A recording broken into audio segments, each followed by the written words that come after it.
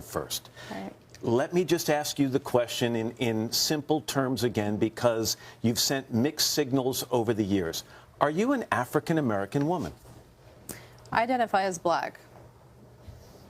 You identify as black. Let me put a picture up of you in your early 20s, though. Mm-hmm. And when you see this picture, is this an African-American woman, or is that a Caucasian woman? That's not in my early 20s, but... That's a little younger, I guess? Yeah. I think I was 16.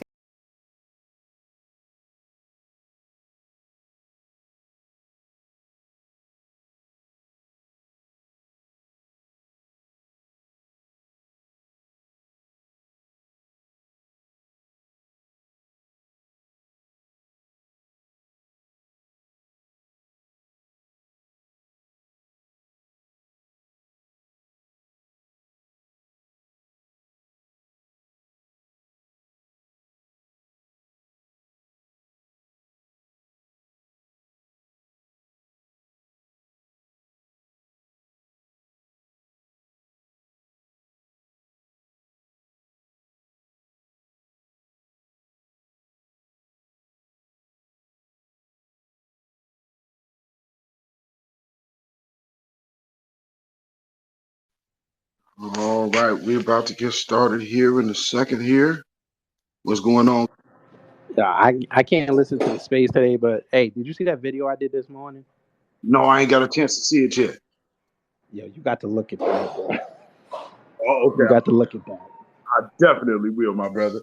But yeah, I hope y'all have a good space, man. Yes, sir. Yes, sir, man. I'm gonna check you out after we get done here. Yes, sir. Yes, sir, man. Have a good one, brother. All right. All right, our brother Kid Gravity. For those who are in here and those who are listening to the replay, y'all make sure y'all go follow that brother on YouTube. Kid Gravity Beyond on YouTube. So make sure y'all go follow our brother. Another one of the good voices of the new black media.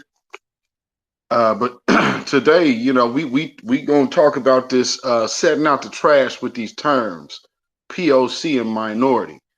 And man, we got to talk about it today. Something I just seen, or well, not really seen, just listened to on this OMB thing. I'm hearing a lot of other folks starting to choose delineation.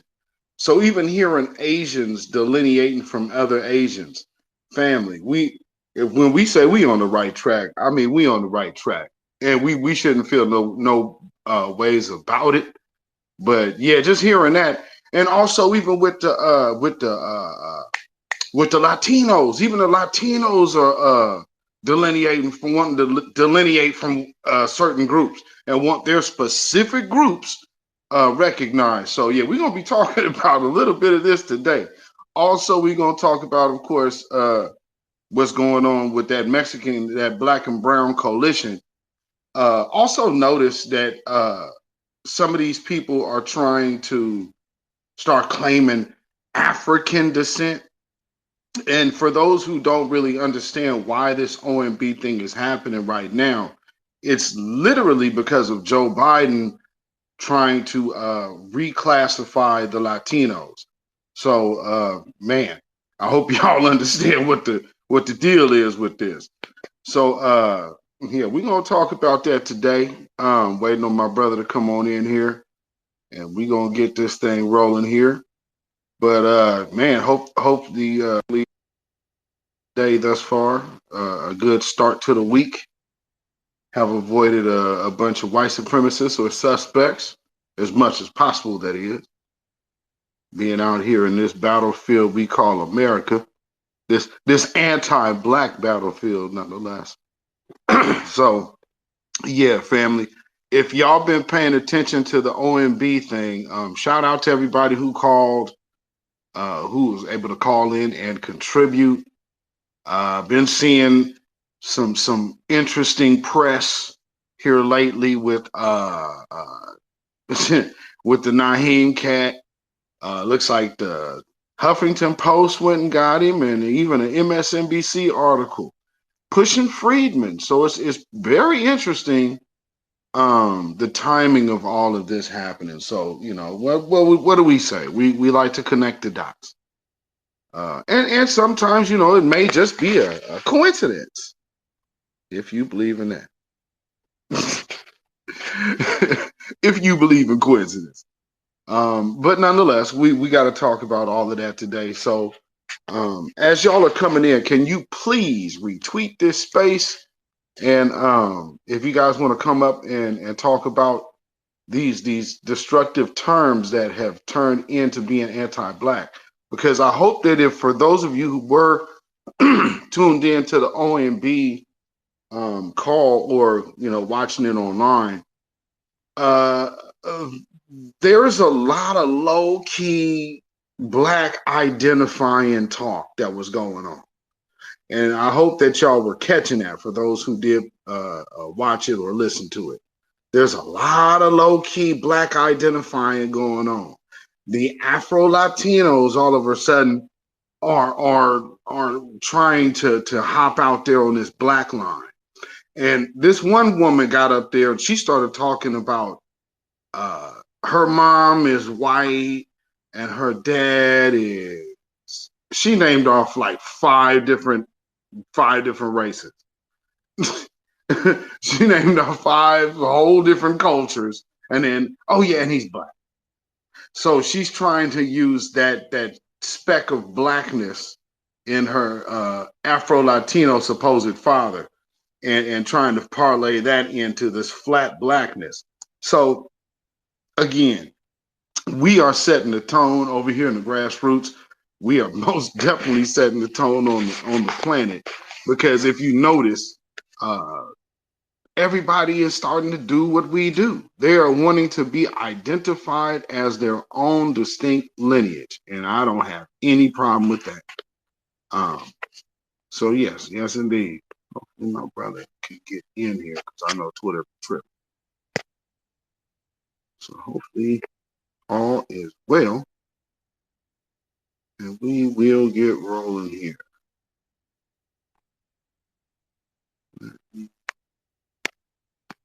Send these out. And also, if y'all have been paying attention as well to what's going on globally, we got you have China, you got that's a whole nother space, but just something to put in your minds to pay attention to is this global beef that's going on, slowly but surely building, and it looks like all of these people seem to be anti-Black. However, I will say this: with the Mexican situation with the cartel that gave 5 of their own members up, that was kind of shocking. However, that does speak to a certain code that they have, because man, most people know about them cartels, like they don't play. But even still, with this, something so off, they even made it right. So that speaking to the, I guess, integrity in odd places. What can you say? They gave them folks up lickety split, and to this day, Shanquella Robinson's her murderers have yet to find justice, or to get served up justice rather. So that's something to be considered as well. So with this being said, setting out the trash with the POC and the minority terms. Because I want to know, do you guys feel if the term person of color or people of color has became a weapon against Black folks? And I'm sure I already know what y'all will say, but I want y'all to explain how it's happened. Because these terms, just within the what is it, Oscars that just happened? We had the Oscars just a couple days ago. Now, they did this big to-do about all of these Asian winners, these Asian actors and directors that were able to secure them a victory. Not to mention, one of the big wigs of the Oscars and the Academy is an Asian woman. You know what I'm saying? So that's one of the interesting things there. But they took it home, and now they're coming out here saying, "Yeah, man, this is this is all about people of color, and people of color have had a victory. This is the first woman of color and first Asian American." We're seeing stuff like that now, and so just even paying attention to Asians who basically we have already known that the Chinese have identified as white. All of these other Asians identify as white. But when it became their little night to be, I guess, celebrated, they elected to take the person of color line. So even the Asians, which were trying to point their fingers at black folks for this fictitious anti-Asian hate crime, look at what happened. Now all of a sudden, they're jumping on the bandwagon that we set up. And so how I look at the title or the term person of color, I look at it like this. We have established a whole space that everybody else benefits from but us. So when you think of person of color, naturally you're going to think of black folks because we're the colored people of this country. But spreading it out into saying person of color versus colored, because there used to be whole fountains here, of course, we know, that were just designated as colored water fountains. You know what I'm saying? So think about that. Now all of a sudden it's people of color and everybody gets to be, they get to keep their culture, but they also get to identify as us and identify and benefit off our struggle. Another thing I heard about that OMB thing, they were talking about civil rights. And I'm like, man, civil rights. Now, y'all, as much as people complain about what we want, as soon as they got in front of these folks, they was like, hey, civil rights. And this is how we benefit. And then we have even the Asian dude, this Japanese cat that called in. He even called in and said he wants to be distinguished and separated from modern Asian immigrants. So he doesn't want to be considered like in a broad brush of immigrant Asians, which I kind of found that a little interesting because these are things you don't see often. But now think about this. As other people have called us a cult, as other people have called us a hate group, other people called us this and that, now everybody is following suit to what we have already laid down. And so now everybody wants to, quote, delineate. And so you've seen Asians today, you've seen Latinos today, you've seen Native Americans today, all of them wanting to be, and the Japanese especially, he didn't even want to be identified with the new immigrants. So this is something that is pretty interesting. Today was a very eye-opening experience, I'm sure, for a lot, because we say it all the time. For those of us who know, a lot of these groups do not literally get along collectively. What they do is stay on code, and they stay on code and they don't go against the code collectively because they understand the benefit of their group overall is the most desired outcome. So that's one thing that we gonna have to understand, because a lot of that POC term and minority term, the only benefit to Black folks is interracial sexual access. However, even within their own groups, when they're calling us xenophobic and all of this other nonsense, within their own groups, they are making distinctions. You notice who I could not help who was noticed, but that was missing from these calls and the people who called in. The group that I noticed wasn't there. I noticed that there were no Africans, no Black immigrants. There were no Black immigrants to call. This part was Very, very interesting. My sister Queen in the building. What is going on, my sister? Welcome, welcome.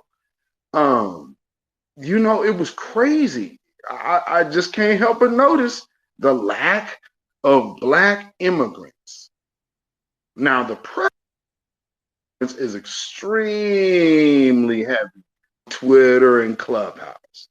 However, when it came down to the OMB, I can't say that I heard Armenians talk about they want to be distinct from, just because there's not just one. I mean, they are going through the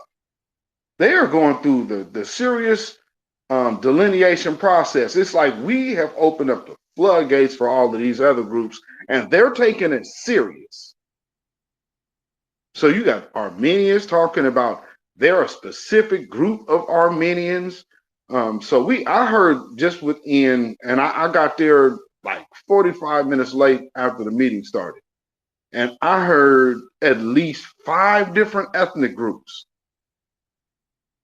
at least 5 different ethnic groups delineating within their own ethnic group. So if nothing else, family, let me tell you this. We absolutely have set the trend. We have set the trend like nothing else. And I mean, it was actually very eye-opening to notice how many people were taking our lead. I mean, family, if y'all are listening or watching to the OMB, just to listen to all of them people talking about we're a different group and we're a distinct group. Now, yeah, I don't hate on the immigrant. I mean, they literally sound like us. They literally sound no offense against the diaspora, but we are a unique group with a unique claim. And I'm hearing this coming from other groups identifying within their own. Family, we have made history, folks. Give yourselves a round of applause. Round of applause for yourselves in the chat, family. You have made history. Once again, you have pushed the envelope beyond belief. So shout out to y'all, family. That this one is on y'all. Yeah, shout out to you. My brother Black Alpha is in the house. But do I have you up here? Right now, it still says you're a listener. I sent you the co-host joint. Uh-oh. Drop it back down. Let me see my brother off up in here. Hopefully Twitter ain't giving him hell today. You know how that go. Yeah, but the Japanese dude, that one really took me. Considering how there's a Japanese man on the panel for the reparations task force for California. And the Japanese man that called into the OMB today is basically, he was basically saying the same thing we've been saying is, hey, we are a unique group. We have a unique claim. And not only that, now, and I'm certain that he ain't alone. I'm certain he ain't alone, but he has even a certain time to where they want to be designated as a specific group. So this is a lineage thing based on their group in America. Now, we've done gotten so much flack from everybody.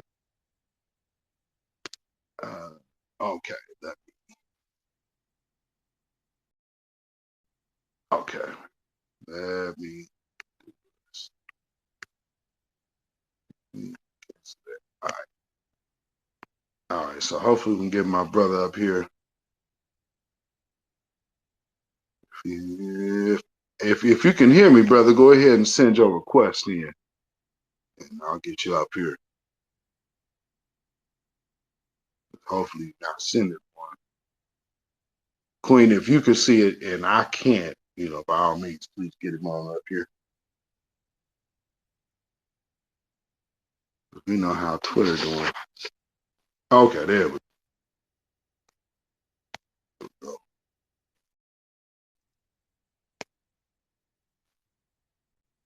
Let's see if this done at least got your speaker. Bear with me, family. We are over here trying to get my brother up here on the stage. And it looks like Twitter just kicked him out. All right. Yeah, Twitter doing one of them things. Did any of y'all that's in here by chance happen to call into the OMB today? Did anybody in the house today call into the OMB? Because I heard some I was pleasantly surprised from those who, you know, sometimes may be known to disappoint. I was pleasantly surprised. I mean, I even heard people talking good, giving great takes actually, that have even trolled me. You know what I'm saying? But hey, I'm no hater. I'll give credit where credit is due. So yeah, I did hear some good some good calls for those who are calling in for Foundational Black American. I have questions about the freedmen thing. And my biggest question is this. I'll concede to the freedmen designation is, if it's gonna, and okay, let's just say it covers all black folk. Okay, descendants of slavery, foundational Black Americans. Let's say it specifically covers that. And that's the designation of that group. My question is this. What are the protections that now exist for that group? Because see, if everything was overturned, that's one part I just can't seem to wrap my mind around, how we skate past all of these other provisions and protections were overturned, but yet we're moving in the direction of a certain designation. Yes, it does have a legal designation, but what protection does it come with? And if it's not a protected status, then you could be running into a burning building. I'm just, you know, that's just a question that I have, and nobody has really been able to give me a solid answer on that one. And, you know, I mean, maybe there is an answer. I can't say that there's not. My brother Torian Rain in the building, Jeff Will, I see in the house. Ro, I see it. And, you know, this is the thing, Black Nuremberg. Yes, indeed. And Empress and Antoinette, shout out to y'all, sisters. You know, these are things I can't necessarily wrap my mind around. Because if these provisions and protections have been overturned, how on earth can we move forward with an old term that's already been Swiss cheesed? You know, it's like, I don't know. It's like, okay, well, I own this car. It don't work, but at least I own.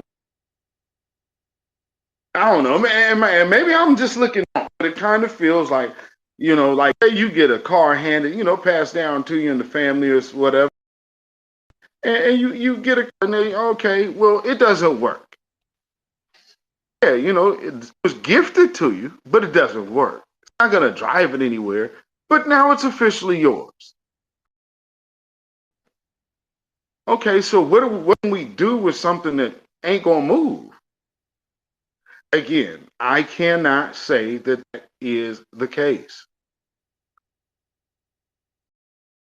I can't say that that's the case, but again, nobody has been able to answer my biggest question is, how do we protect the freedman status if that's the case?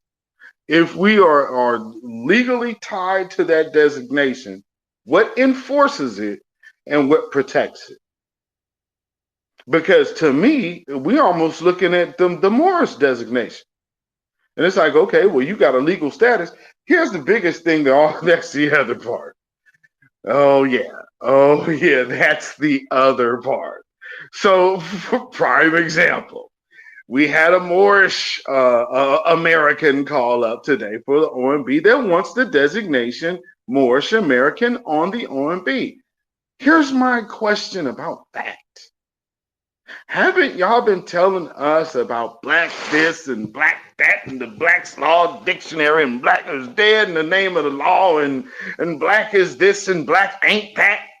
And now you're having to go into a building and or into a conference. Oh, okay, I got you. You're going into a town hall and you're saying, well, hey, this is what we're doing, and we need this designation over that designation. Like I said, I don't see the difference. It's almost like going into a burning building with no protection. Am I wrong, family? Am I wrong? Okay, if we have Moorish American, we're going back to, well, we got this protection and that protection. Well, no, you don't. No, you don't. You actually have to go get grafted into black. Man, these people have been selling a bill of goods. No wonder everybody's so upset about foundational Black American, because this OMB is shedding some light on some certain things.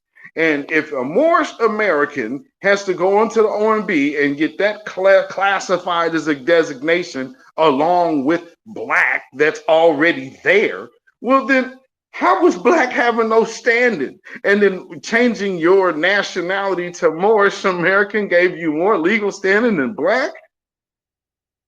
Not by what we just witnessed. And that was a legal proceeding by the federal government.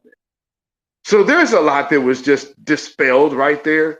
And I hope that, people that were participating in that or listened or watched at least learn that little tidbit. Because what the hell would a Moorish Black American need to go? Shouldn't you already be there as a designation?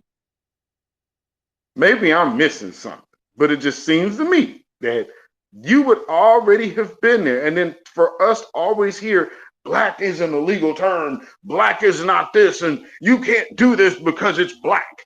Oh man, miss us. Now we know that's all jive. Yeah, black is actually a classification too. So let's cut it out. Black American classification. So this is the one thing I want people to understand about America. The going what they say, in God we trust. That's not really true. Because the God they trust is themselves. So really the moniker should be, instead of in God we trust, I'm white and I say so. And there now, in a nutshell, you have the philosophy of America. So if they want to change this law today, well, then they're going to change the law today and the law will be changed. Do you understand? It took a law to free slaves in America. But they are not stupid. No law would ever put you back on a plantation. I will say this, though. There's a lot of people who subscribe to that POC and that minority term as black folks. I don't think they really want to get away from the plantation. I think they want to stay. And not only do they want to stay, but they want us to stay. And that's, again, what this conversation is about, setting out the trash. The terms POC and minority, because these terms have become anti-black. Y'all understand? And also discussing the OMB. For anybody who's in the house that wants to come up, my brother has to reload the whole app. I'm telling you, Twitter is tripping today. If y'all want to come up, especially if you called into the OMB, I would like for you to go ahead and come on up and let us know what your position was when you did. And that's, I don't have to agree. I ain't saying you have to agree. We have to agree. We do not. So just come on up and let me know how your call went, how your 2 minutes went. Sister Blueberry Muffin, go ahead. You can unmute yourself. Hi, good afternoon, Beatzilla. Good afternoon, Queen Alpha. Peace to everyone in the room. I had my 2 minutes and I just wanted to put out there my 2 cents saying I am a foundational Black American. Do not refer to me as person of color because that is cultural eradication. You're erasing me, my Negro lineage, and everybody who fought for Black Americans and Black American rights. And that's all I said. This evening, I'm going to a town hall with Congresswoman Pramila Jayapal, whose ass I've been lighting up about some really, really nasty garbage that's going on. A former county council member, Larry Gossett, organized folks in Seattle to get a reparations task force committee. And that's a work in progress as we speak. For those of you who are not from the Pacific Northwest, former King County Council member Larry Gossett sat 25 years on King County Council. And for a long time, he was the only voice Black folks in the Pacific Northwest, but specifically Seattle area had. He held it down, seriously. He did organize with the Black Panthers. There is some controversy saying that if he did or he did not, but Council member Gossett, he did a lot for Black empowerment, especially on the business side. He didn't believe in that undermining stuff. Unfortunately, our current mayor, who is part Black, part Japanese, he's got another agenda, but that's neither here nor there. I'm not mad at Bruce Harrell because he and I used to go to the same house of worship for many years, even though I didn't live in his area. That's okay. But the long story short is this. I'm going out there. I'm letting my voice be known. I don't give a crap about national politics. I vote locally because that's what impacts me the most. I would like to see more people here in the Seattle area get on this reparations. It's very organized, the small groups that are here. I'm not going to say too much because we got some folks in here. But I will say this, I'm not down with the Fez Fuzz because I know where there's a Moroccan mole, there are some super secret squirrels out there. But I will say this, we're moving in the positive. And on that, I'll land my jumbo jet. Yes, indeed. Yes, indeed. You said that brother was living up there on the hill in Bellevue, huh?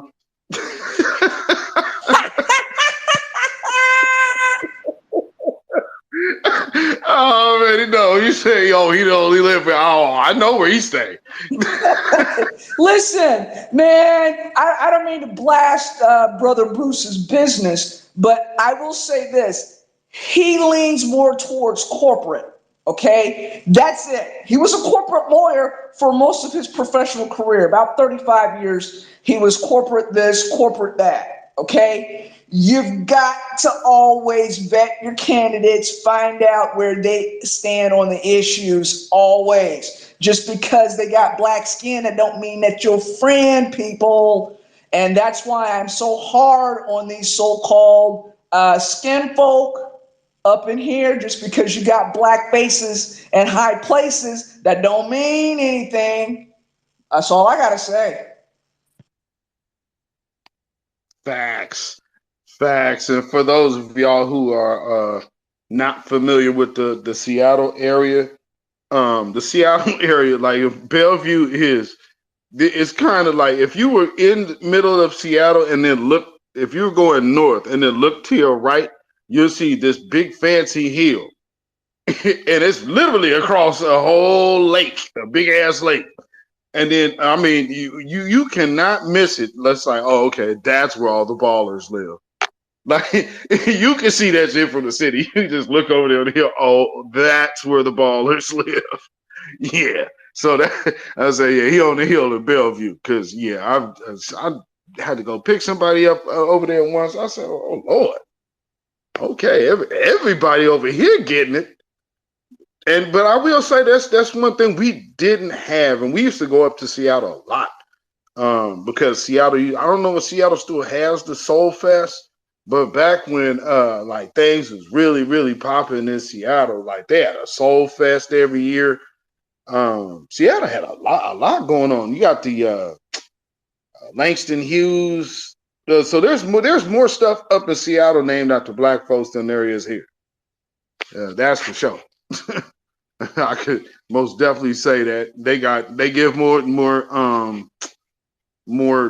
I guess more love to the Panthers. It's more especially definitely than they do here, because there's no plaque or no nothing. It's still an empty lot. I don't know what is going on with this. Every time my brother requests, I hit.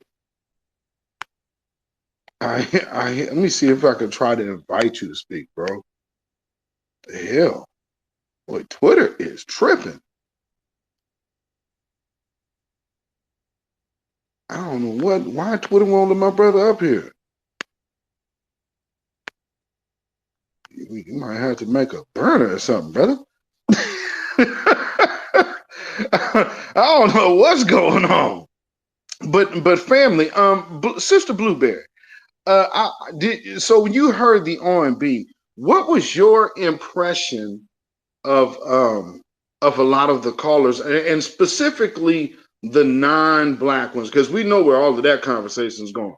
But as far as like, because that's what kind of surprised me was, because coming up to the OMB, we've only been talking about our affairs as black folks. Getting into that call, I'm like, damn, everybody over here is trying to do a little bit of something. Well, my impression was this. First of all, the non-black folks, they are listening. They are listening intently. And my impression is this: they are scared. And now they realize we are moving on code. That's what they now realize. Whatever bull crap that they've thrown as obstacles in front of us, they have now seen us as a collective. We have pretty much dismantled that bull crap.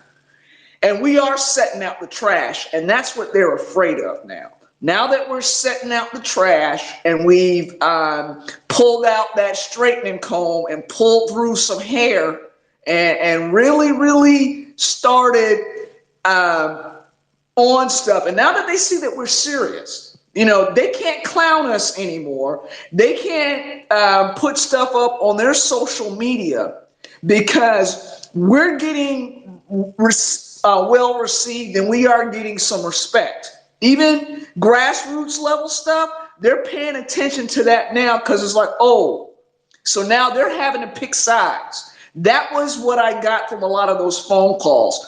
Folks who had been clowning us, who had disrespected us, who were doing their jobs as buffers, and who had once found safety under the umbrella or proximity of white supremacy. They're scared. And they don't know now are they going to continue under the banner of white supremacy, or are they going to be next in line to get their asses kicked? That's for real. And that's kind of what I was sensing too. It really let me know that we know people be paying attention to us, but on this level, to where they are making distinctions within their own group, it's almost like watching a whole strategy against our argument just be abandoned like that. I mean, that was amazing to me. I mean, it's like, damn, y'all just dropped that like a hot potato, huh? And immediately went in there, turned on the dime, was like, but we are not actually the same as these new immigrants. See, the difference is we were here pre-1967, you see. So, see, I'm not hating on those immigrants, but see, we are not the same. That's, okay. Okay. Oh, again, shout out to you, Grassroots. Shout out to you. Give yourself a round of applause, because the world is taking notice. Yeah, they got up there real quick, spun on a dime. You know, we actually not the same, but we have to break to see what we need is our distinction of groups. And see, I respect the people that just called. Oh my Lord. Oh, that was eye-opening for real. See, what had happened was, see, those immigrants that came in 1980 versus us, we came here in 1960, and see, we already had a leg up on them, and they had to come to us. Yeah, that kind of babble. Really. All I had to do was I listened before I even spoke and said, really now? Huh? You guys are now turning on each other because all the excuses and the money have run out. That's what's going on here. You see, what happened is when you were eating off of our plates real good for the last 6 decades, and you had your own people on the inside undermining for the last 4 decades, everything was gravy, skinned and grinned in our faces. Now you got these Ukrainians and these Afghanistan people. Now you've got black folks who are going in full and heavy with a specific code that you guys never will have. And now you're like, oh, well, we got to do this and we got to do that. And now we got to, no, man, no, just no, baby, no. You did, it's like 7-Up. Never had it and you never will. I'll land. So now Kim Kardashian is gonna say her kids aren't even mixed.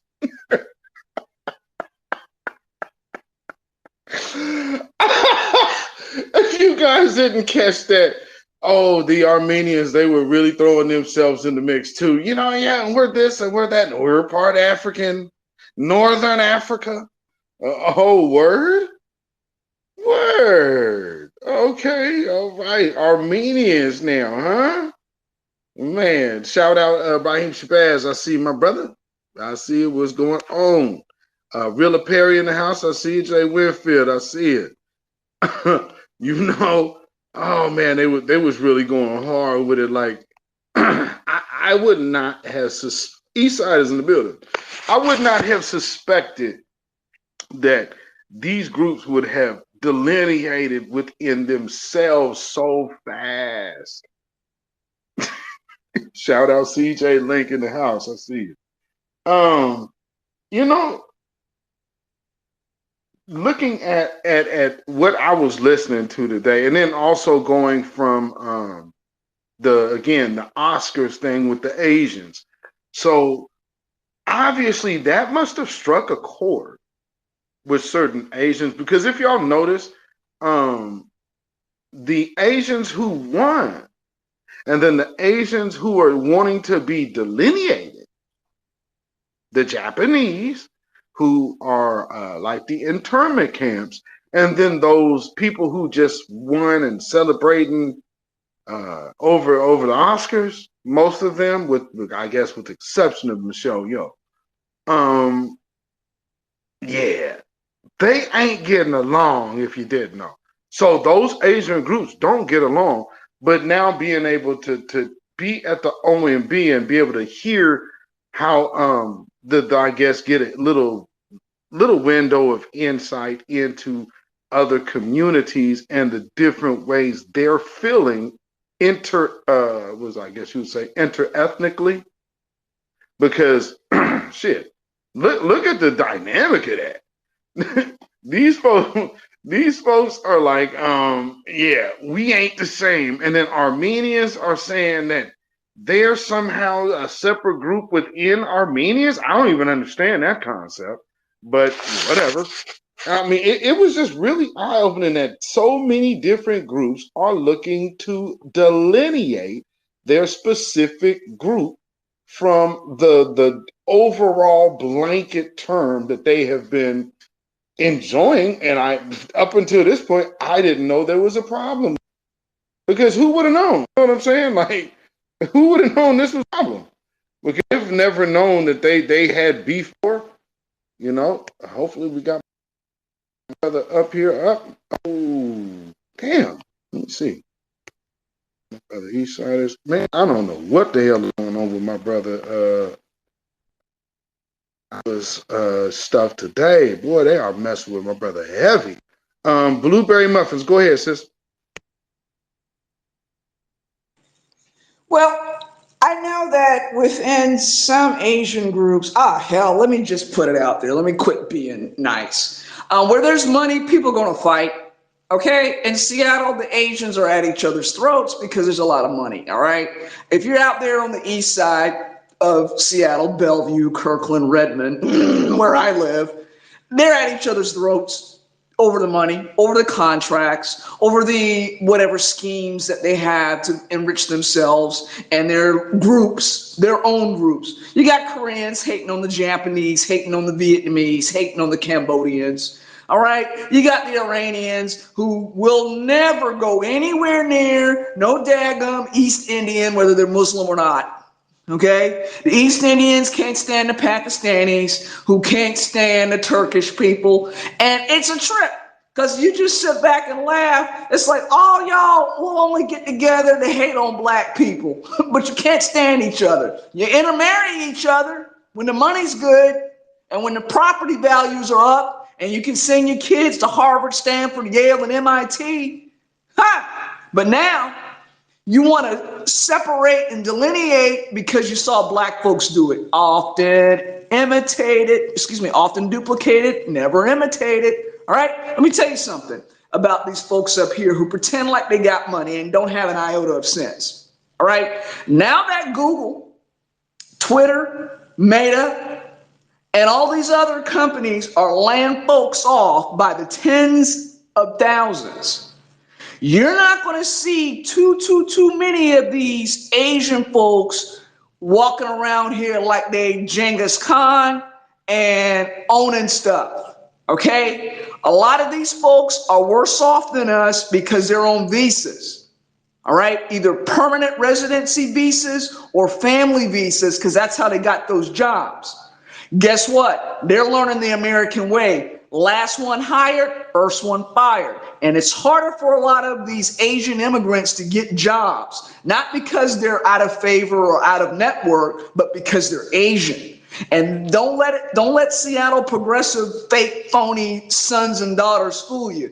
They're just as anti-racial, anti-Asian racist as they are anti-black. And then all of a sudden, when these Asians get kicked in the teeth like black folks, they don't know what to say and don't know what to do because a lot of them, that inter-ethnic feuding, oh man, there are so many Asians that pack up and either go to Canada or back to the old country because they don't have a foothold. They don't have a support system, or the support systems that they thought were in place that had existed aren't there. Whereas, black folk, foundational black Americans, we've always had to depend on each other for our own survival. That's just the way it has been, especially up here in the Pacific Northwest. So I really kind of feel sorry for them, but then I step back and say, no, I don't feel sorry for them. Because, when you're in your own enclave and you've siphoned off black folks' money to enriching yourself and you don't reinvest that capital to help black folks who you stole from anyway, or when you first got here to the United States and you had to live in the black neighborhoods, and then you ran when you got that first $1 million, and then you've been spitting on black folks since. It's kind of hard for me to sit there and hear you whining at an OMB meeting about why you think it's necessary to delineate. I find it very hard to justify any of that. I'll land on that.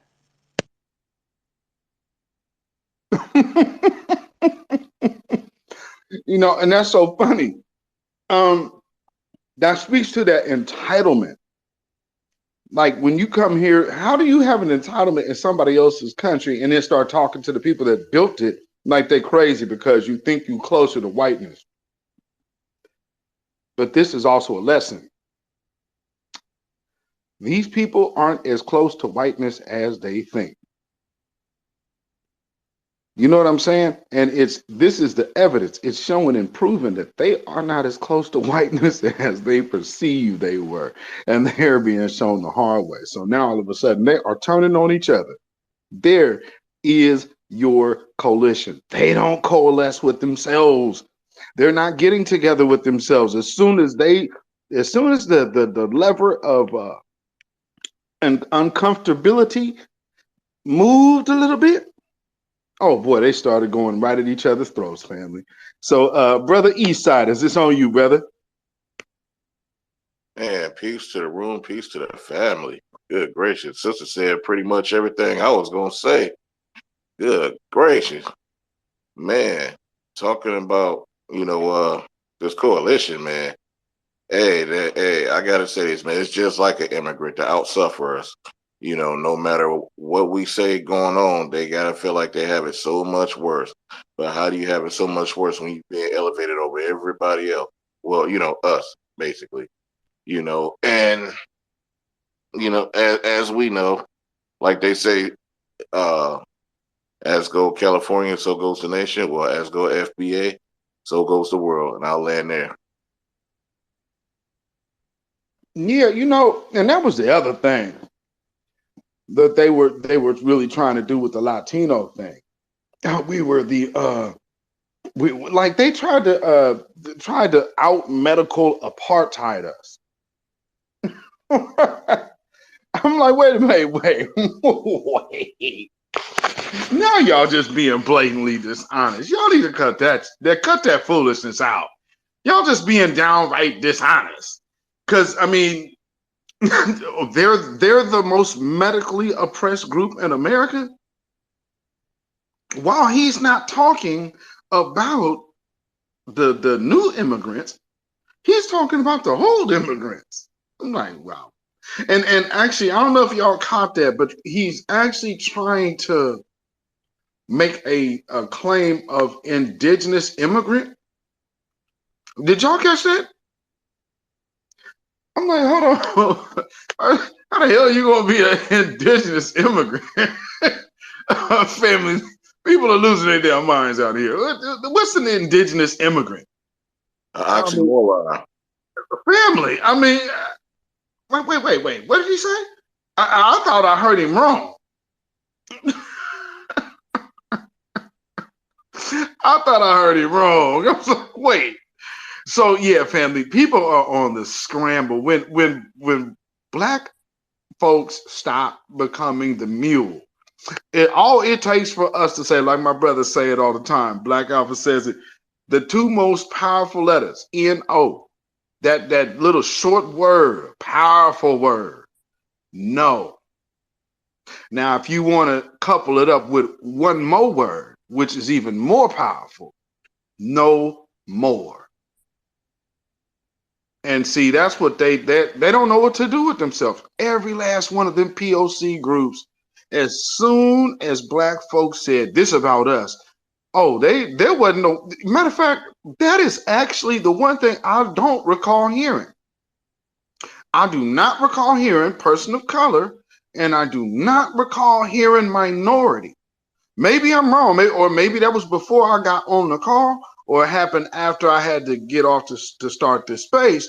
But I don't remember those two terms being mentioned at all. Sister Blueberry Muffin, you got it, sister. No, they cut that shit out. As soon as I came on, and I came on there pretty early, and I told them exactly how person of color was offensive to me.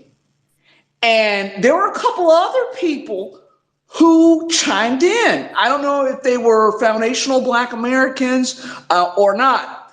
Irrespective of that, the fact that people finally got what it meant that minority was exclusionary, that person of color or people of color was exclusionary. Exclusionary meaning you're excluding Black Americans. You're excluding foundational Black American. Let me break it on down. You're erasing the Negro bloodline. Okay? Before there was person of color, before there was Black, before there was African American, there was Negro, and that was on the census. And some of us in here may have even had Negro on either your parents or your grandparents or your ancestors' birth certificates or other legal documents. So when they're going around here saying this minority stuff, and one person even came out, it's probably an older guy, said, I'm not minor to anything. They only came up with this minority term to crowd people out, to say that you're inferior to, and thinking that, okay, those old heads from the boomer generation would just accept what was given to them and shut up. And they knew not to push for anything more. Hell no, I'm Generation Xer. We had to deal with that, plus we had to push back. And then we're still fighting some more because we got to train our kids to fight this. I remember somebody tried to call me a person of color, and I pushed back by saying, hell no, I'm not a person of color. If you were a person of color, what color are you? And they shut up. I says, no, because you have imbibed the dominant society's bull crap.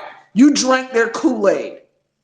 And now you feel because you're in close proximity to whiteness, you can do the same thing as they did, as the colonizers did.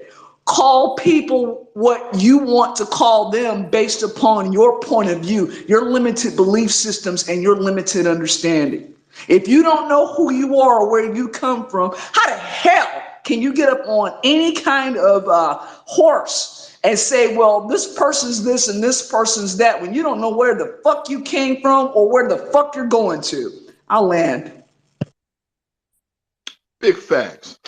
Big facts. And, you know, I guess for me, another thing that was revealing is the fact of how well comfortable the previous generations of Black folks have made other groups.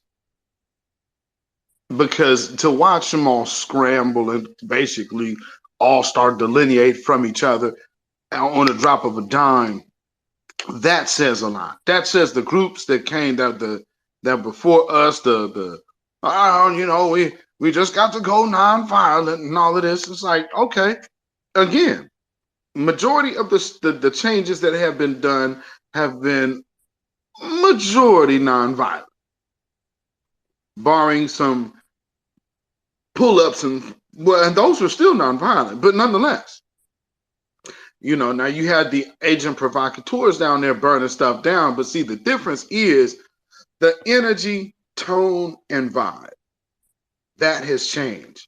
So when Black folks show up now, you understand that this is not a fly-by-night thing. Black folks have not been distracted. And this is 2023. So from the summer of 2020 to 2023, you have seen Black folks in America take a solid turn. And everyone else is feeling it.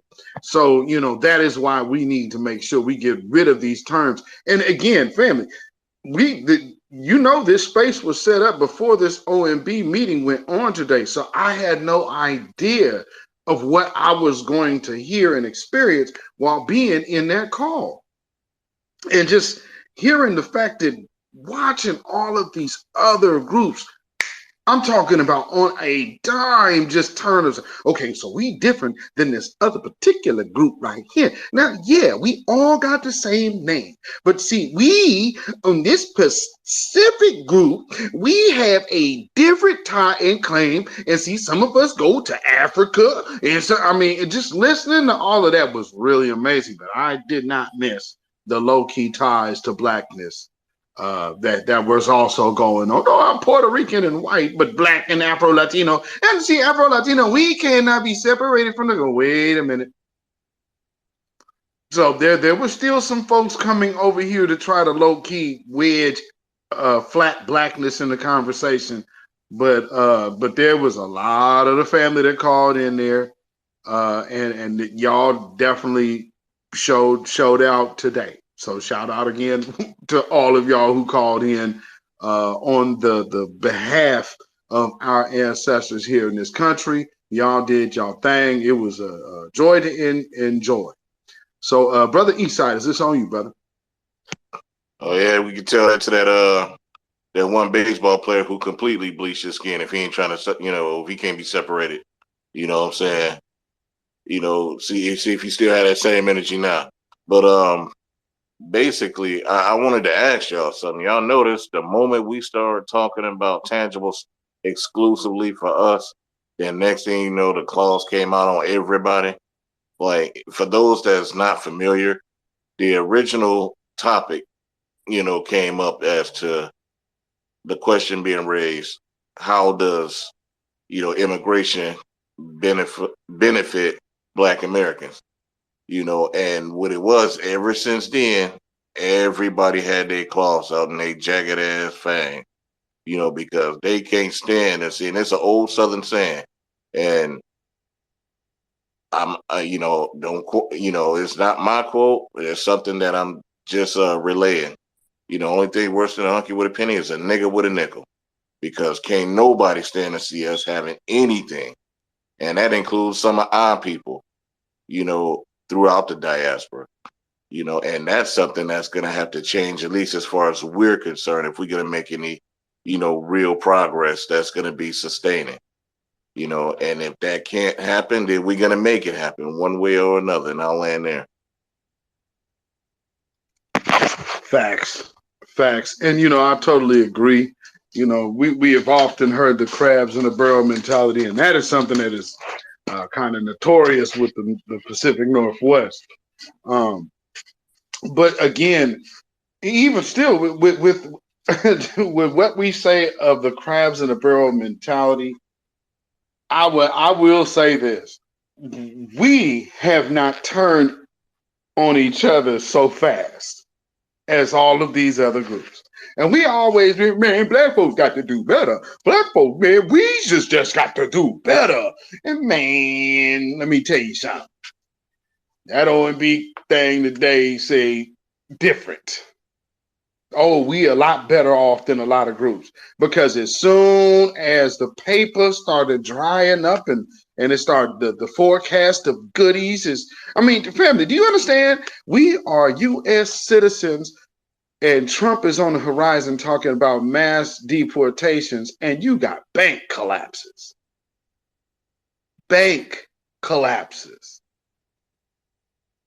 Yeah. See, some of these programs might get dried up. This Ukrainian thing, yeah, that's going to get dried up. Y'all ain't understanding what's on the horizon. So these folks are starting to watch the low key attachment to us. So, everybody going to be, well, I think, way back then, my old great grand uncle Jebediah was half a Black or a quadroon. So, that makes me FBA, doesn't it? So, yeah, be on the lookout for those, because we going to start seeing them too.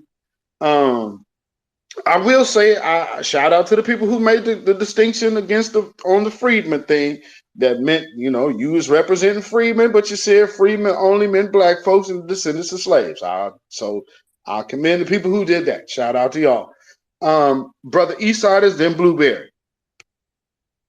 You know what? It's funny you said that, because that made me want to ask another question. Y'all notice, because y'all had mentioned about how these people are losing their jobs from these high end, these companies and everything. They got their wake up call and they starting to see what it's like to be like us. But and once again, she basically said everything I was gonna mention concerning how they treat us on the way up. But it's another old saying that the same people you stepped on the way up are the same people you gonna pass going back down. And that's something that we got to keep, in mind for ourselves as we, make our ascent, because that's going to happen and there's nothing they can do about it. I'll land there. Sister Blueberry, it's on you. Yes, sir, Mr. Eastsiders. Yes, sir. My grandma used to say nothing worse than a honky with a penny is a nigger with a nickel. Let me tell you something. That's the mentality a lot of these Asians and Hispanics and stuff up around here. That's the mentality that they have exuded for the past, I don't know how long they've ever been here. Okay? Like Eastside said, Trump's on the horizon. These programs getting cut. All right? Money running funny. Programs getting cut left and right. And all those programs that brought those people over here underneath the table, over on top of us, setting them up pretty, gone. Okay? You don't have a scrap of paperwork, out you go. You overstayed your welcome, out you go. Okay? They're cracking down on a lot of stuff, especially with what they have now is E-Verify. It's mandatory. When the new mayor came in, he made sure all of the construction sites and so on and so forth, they started doing E-Verify. You know why? Because Washington State is still pretty much union. The contract labor jobs were going to undocumented, unverified people. Okay? Funny, now that that's going on in a lot of your large cities, such as Seattle, Chicago, Los Angeles, places like that, when I was listening in on the beginning of the OMB, you did have some Latinos starting to complain a little bit about the job situation. And I just was listening, not so much at what they were saying, but the energy behind what they were saying, which meant they were cognizant and very much well aware of what was going on at present and what's coming on the horizon. All right, so don't let anybody fool you that they don't understand and they don't know. Oh yeah, they do understand and they do know. And another thing that I wanted to touch upon very briefly is this. Again, the energy behind the sudden realization, folks know their time is up. The games that they've been playing is not going to get them anything anywhere anymore, because what they said, no and no more. What's the other saying? Kitchen closed. No soup for you. And that's what's going on now with these people who've been eating off of our plates for 40, 50, 60 years now. The kitchen is closed. I'll land. Yes, indeed. Yes, indeed. The kitchen is closed. Sister Shantae up here. Go ahead. You can up yourself. Beatzilla, you can hear me? Yes, indeed. Yes, Can indeed. y'all hear me? Okay, good, because my phone been acting up. So is the OMB thing still going on right now? I believe so. Okay, so I might have to jump off with you guys, but y'all keep saying something that always remind me of something. My great uncle always told me. He should be like about 100 years, but he passed away. But what he always said was never accept wooden nickels. Oh, somebody calling me. Fuck them. Never accept wooden nickels. I never knew what he meant. He broke that shit down to me. He actually told me he was at a point in time when they was picking up the cotton and the tobacco and things. Basically the people that they was working for was trying to get them wooden nickels. Don't never accept wooden nickels. So when you go back into town to go get your money, they was tricking their asses. Telling them when you get up over there, only thing you gotta do is just tell them that you work for such and such and take these little wooden nickels to them, and then they're gonna give you your money. So yeah, it's always been a trick bag. And my great uncle always told me, don't ever accept no wooden nickels. So when y'all kept saying something about nickels, yeah, I caught on to that real quick. So I'ma jump off and I'll talk to y'all later. Yes, indeed, Sister Shantae. Appreciate you as always. You know, I hear now. It's somebody saying it sounded like people are calling in to the OMB with different voices, which I guess I can't knock the hustle, but come on now. Again, another thing I did hear, I heard a couple of the freedmen, and here's my thing. Now, we also have to we got to give the spotlight where the spotlight is due, and for people who are taking their internet beef or the internet disdain to an OMB. And here's another thing too, like for those of you haters out there, who for some reason like to hate on the content creator space, and oh man, this is content creators and YouTube and Twitter and blah, blah, blah. I don't even understand what makes you bring that up in a space like that. And I mean, these are adults. These ain't no spring chickens. These ain't children. These ain't youngsters. These is adults doing this silly madness. Let me go take this internet beef. It's like, oh, Lord. Okay. Because, I mean, just think about it, family. Look at what you have seen. We have watched the California Reparations Task Force get entered into outside off business type of talking points. Now, again, today with these calls, seeing other people using this platform to take shots at people that create content. I don't understand how on earth your Twitter space or your disdain for somebody doing something. I mean, again, hate on Tariq Nasheed all you want to. I just don't understand why you would hate on that man so damn much that you would go into a federal proceeding complaining about, man, it's just a internet grift while you're at Las Vegas show dancer. Anyway, Blueberry Muffins, go ahead. Hi, I think it's what they call organized chaos. Some of those folks in there who are taking that internet beef, that is a specific strategy that they're using to take down what people have devoted their energy and devoted their time. And some people consider it their life's work. Okay?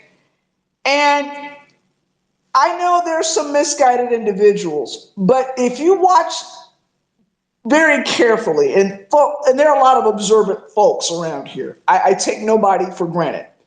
And you see the energy that they bring and how they move and how they act and consistency, because humans are creatures of habit. You can tell this is premeditated because I don't think an adult, especially these grown asses, for lack of a better term, would sit there and waste time in this kind of foolishness. I don't believe that. I think other than their specific agenda, they're being exploited by someone else's specific agenda. Okay? And it's time to call that shit out for really what it is. Somebody's got to say, hey, you know what? I'm calling out your off-code behavior for the bullshit that it is. Okay? We've got enough adults in the room who can do that. We've got some folks over here who stand on their own and are not afraid to go in there and, cash in some checks, so to speak. Because, we've hit crit mass. Okay, if we've got people from other groups turning against each other, then we can't turn back. And nor will we allow people from within our own to turn us around and turn us back. I'm not afraid to go in and call somebody out for their fuck shit. Excuse my language, but that's really what it is. Okay? I'm not afraid of doing that, and neither should anybody in here who is dedicated and is committed and is willing to keep the momentum forward. I'll land on that. Thank you so much, sister. And I absolutely have to agree. Because y'all seen me and Secure the Tribe going back and forth with it last week. And I even admit, again, because that's how I do. I give credit where credit is due. I believe the LaShawn woman, she was over in my timeline being all hella messy. But she gave an excellent call and presentation today. So again, even with her piece that she gave in it, she gave a very nice, concise, broken down to the point message, which I think was probably one of the most on point to the point to where what we've been getting to that I heard within that. So again, shout out to her. Because then I think I heard Mel call in which he actually did. A point that I think everybody could probably receive is that there is a group of people that is very deeply invested in delineation and being regarded as a specific group. So I think that that message was firmly conveyed through his call. So again, this ain't about, I mean, again, I'm not in no popularity contest to begin with. This is about the business of empowerment. So whether we get along or we don't, if you're putting the ooh with the ah over there and making this thing happen, man, making the train go down the tracks, then screw it. Like, make it happen. Shit. You know what I'm saying? So shout out to everybody who did call and made good representations with their calls.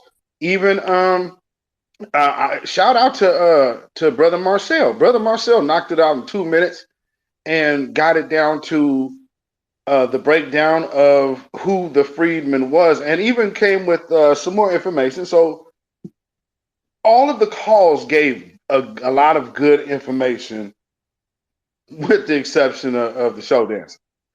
And you know that was a little, again, why be lowbrow in that space? I'm just saying. To me, maybe I don't know. I'm not trying to be bougie or nothing, but God, we gonna be lowbrow in the federal environment to where we trying to get something done?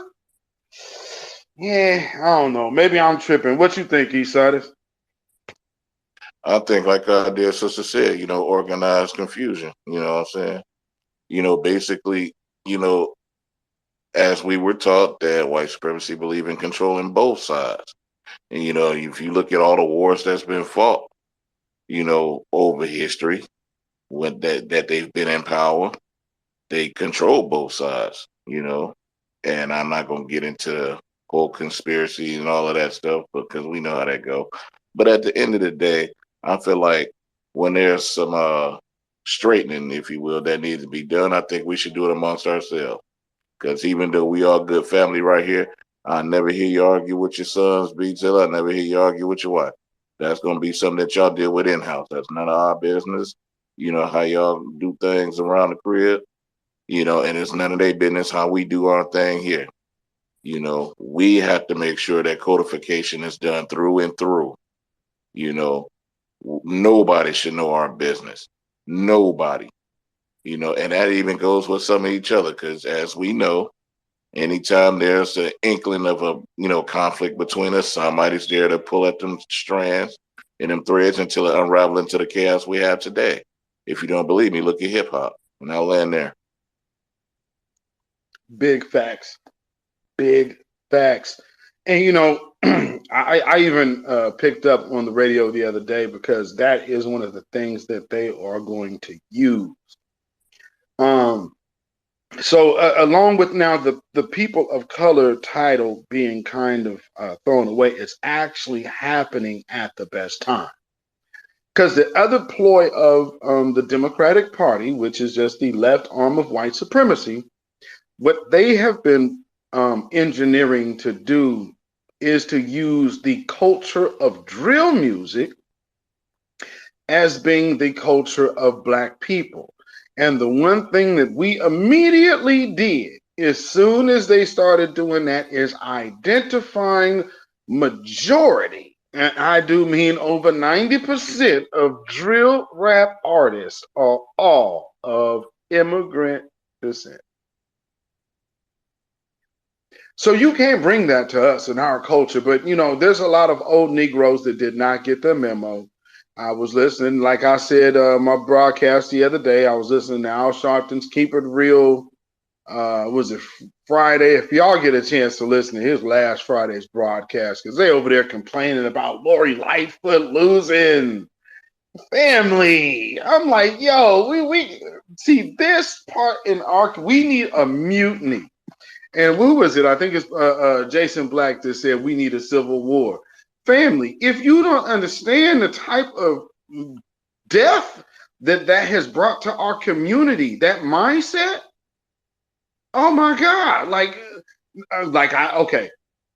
So for those who did not catch my live, let me tell y'all something, family. I was listening because it was Friday. So for those that missed my live, let me fill you in. This brother called in. He older black man, obviously. I'm just keeping it cool. Y'all, it almost just rolled off my lips. This old brother right here called in and said, well, Reverend Al, a large thing that I feel that is the plague in our community, because they were talking about John Morant. Mind you, John Morant broke no laws. It is perfectly legal for him to have a weapon. He is a millionaire, so it makes sense that he would. He's a high-profile individual, so for him to practice his Second Amendment right should be encouraged. However, they're going off in this thug thing and the thug mentality. And is he a Crip?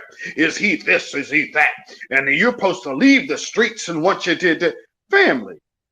If he was a Crip and left the streets, Snoop Dogg is a Crip. Snoop Dogg live in the suburbs. What the hell are you talking about? I mean, so just the nonsense that comes in from these individuals out here, family. It's like, what are you kidding? Snoop Dogg a whole Crip. And you think he the first gangster? Family, all of them happy rappers that you remember from the early 80s, majority of them was coke dealers. Majority of your 19, when they would sing, hey, everybody, up in the party, boy, them was serving bricks upon bricks. If y'all don't stop it, that's just real true gangsters about this. So they wasn't bringing attention to themselves like that. But family, yeah, you best believe don't push them as an order of the day.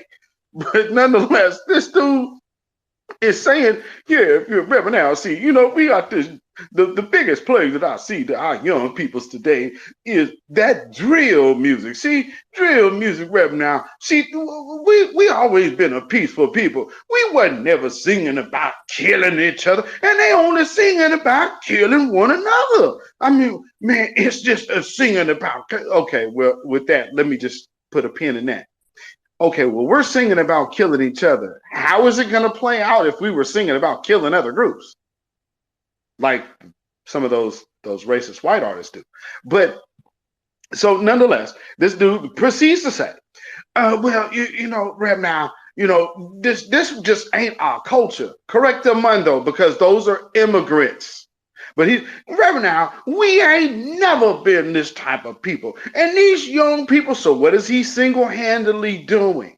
He's taking immigrant third world culture, demon time culture, and putting that on Black foundational Americans, no foundational Black Americans. You know what I'm saying? So he's trying to put a weird ass culture up on us and then saying, we ain't never been like that. Now, here's the kicker, family. This old Negro proceeds to start doing this now. See, right now, we got to understand, we got to do better. And you see, understand, white folks, these people don't understand right now. See, white folks will do something to us. And see, I mean, they don't understand right now. They just out here running their mouth and ain't gonna do nothing. And see, white folks, boy, when they get mad right now, boy, they'll write some laws right now. And I mean, y'all up there in Washington, the power makers, at least for Black America, but you know how they do right now. I mean, right now, I'm telling you, it just don't make no sense. If y'all get a chance to listen to the replay of Reverend Al's Keeping It Real show last Friday, family, oh my goodness. Oh my goodness. Oh my goodness. Oh, wait, it ain't kicking my brother out with the other account, is it? But yeah, family, so this is what we got to make sure that sometimes we got to tune out the old Negro squad. I believe it was Blueberry Muffin and then Eastside. Let's go ahead, sis. Thank you, Beatzilla. First of all, I watched the replay of that Al Sharpton shit show. Okay? If it weren't so godforsaken funny, it would have been a pitiful epitaph for what was once an ordained clergyman who had the nerve to call himself the the standard bearer of respectability politics. Okay, now I'm an old head myself, and I remember when Al Sharpton was wearing those jumpsuits before he got his perm, okay? Before he dropped about 70 pounds, okay? Let me tell you something. Like you said, back in the day, the old rappers were out there in the streets and stuff, and they were trying to move around and not be detected and stuff like that. Let me tell you something about these pimps, these hustlers, and these pork chop preachers. Al Sharpton is the last person to rail in on cultural anything. He's a culture vulture himself, mind you. For most of his clergy years, he was out there in the streets. He was out there counseling, and he's one of them pork chop preachers.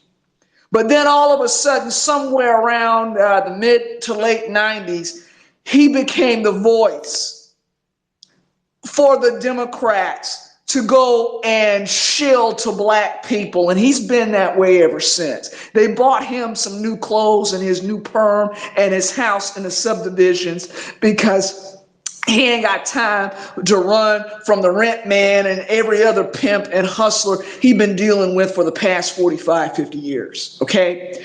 Let me tell you something. Reverend Al Sharpton is the last person anybody needs to listen to. If you ain't on code because you don't know what the code is, you never moved to and along with the code because you never had a code of ethics, you can't sit up here and preach anything to anybody about respectability.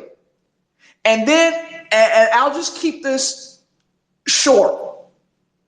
Then he had the nerve to show up at Tyree Nichols' family funeral. I'm just going to land my plane.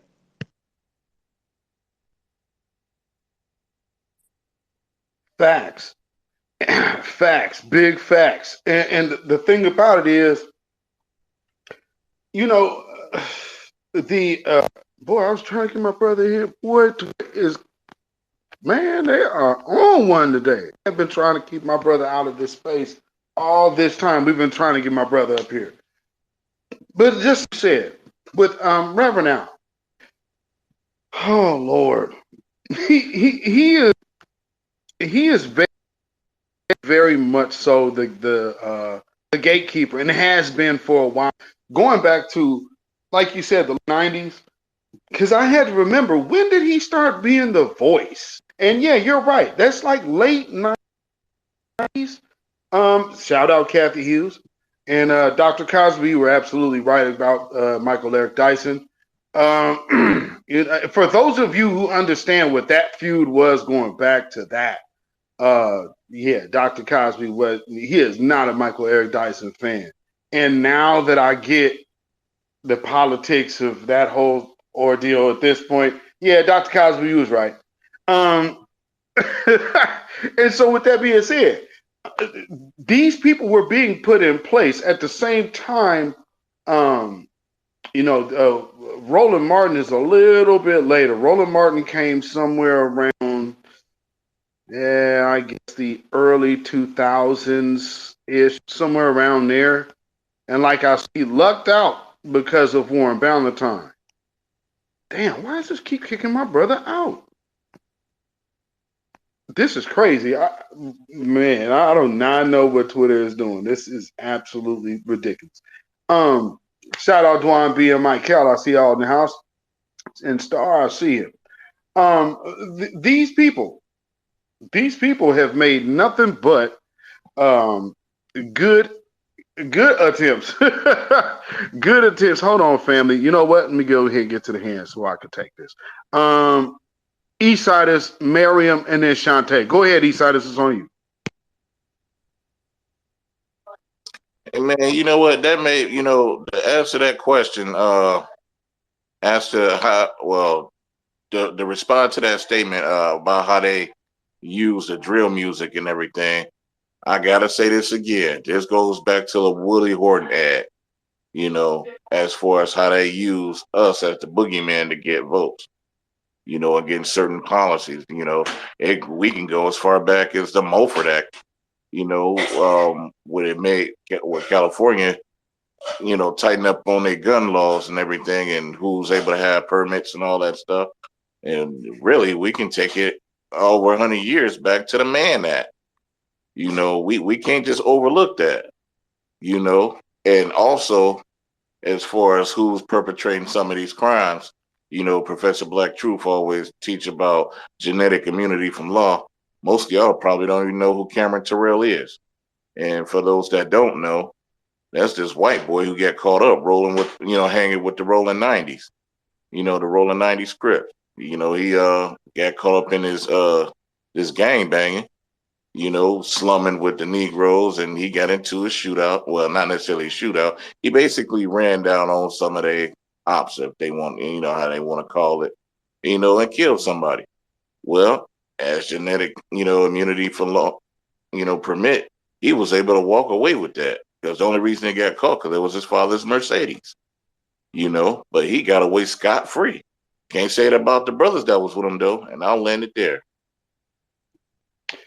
And what did I say? The motto of America is not in God we trust. It is I'm white and I say so. Because remember, in God we trust. These people believe themselves are God. That's why they have black folks looking at themselves and looking at them as gods. And that's a whole nother myth that has been debunked. So, we see people are worried. They are worried. Sister Miriam in the house. What is going on, my sister? Welcome, welcome, welcome. You can unmute yourself. Good evening, brother. Thank you for the space, and I see that our brother, the one B, who is a musical, if you will, genius to me, historian, and we also have our native Illinoisan, matter of fact, Chicago Illinoisan brother. What's up, brother Afro Elite? Peace and love, brother. Glad to see you here. And since we're talking about trap music, I actually just came from the OMB meeting. Didn't get a chance to speak, but I listened to it in its entirety and I recorded it. Too, I came in maybe within the hour, like around 1:30ish, and I couldn't get in, but I will be writing mine. And they are also going to have another meeting Friday and Saturday at 2 p.m. for those who are interested and want to call and get in on that verbally and on the record. You can, but the forum is going to stay open from this month all the way to April the 12th. You got a chance to get your written consent in and have a open choice of many other things that may be on that docket or maybe on that for that form. Okay, now back to the nitty gritty of what the title is stating and what some of this good I came up in on. Drill music. As you said, it has that soldier or that drama beat. That was something that was ushered in the mid to early 2000s, if I'm not mistaken. And it also is the basis and the drive of trap music too. And it has been co-opted by all the immigrants. And yeah, they are the main ones pushing that. And they truly are senseless with it and do so much crime with it. Look at Travis Scott. Look at oh my goodness, what is that boy name? The little Haitian little dude that everybody like, the one that always talking about Swervy and all that. But Kodak and many others, too many to name. But they are the ones doing that, particularly a lot of them from out of Florida. And then you have your Afro Latinas and your also people coming from the Dominican Republic, and a lot of them has co-opted that form of the rap music. So yeah, they're doing a lot of damage. because I want my brother Afro Elite to expand on that, because it definitely originated out of the Chicago area. There you go, bro. Yes, indeed. And real quick, before we go to Chantal, I will let Afro Elite chime in on that because I know he might be on the run. Brother Afro Elite in the house. Go ahead, brother. You got it. You guys can hear me, right? Because I am Good. driving right now. Yes, we can hear you. Okay. I haven't been in this space long, so I'm not sure exactly what the context is about the music that we're talking about. I can expound on that, but let me just say this first. I just left the OMB call-in, the conference thing. What is going on in the OMB thing was, I think, very nefarious. I've heard people call in multiple times under different names and aliases. They'll call in under their Twitter name, which I'm surprised that they were allowing. I did not think that they were allowing that to happen. But they would call in under their Twitter name, and then they would call back in under their real name. So it was multiple people who really got a chance to speak. So from what I heard, the people who would advocate for FBA didn't really get a chance to voice their opinion in that situation. And I feel like the people who advocated FBA did the best job. And I feel like things could be a little bit more polished. We might have to work on like a bullet point type system so we can be clear, concise, and on time. So that's going to be worked on. As far as the music question, and what is that? What was the question exactly? Well, it was about Reverend on Reverend Al Sharpton's show. They were trying to blame, what they're trying to do is trying to blame all the ills of black culture and the violence of black culture on drill music. No. Okay, first off, no.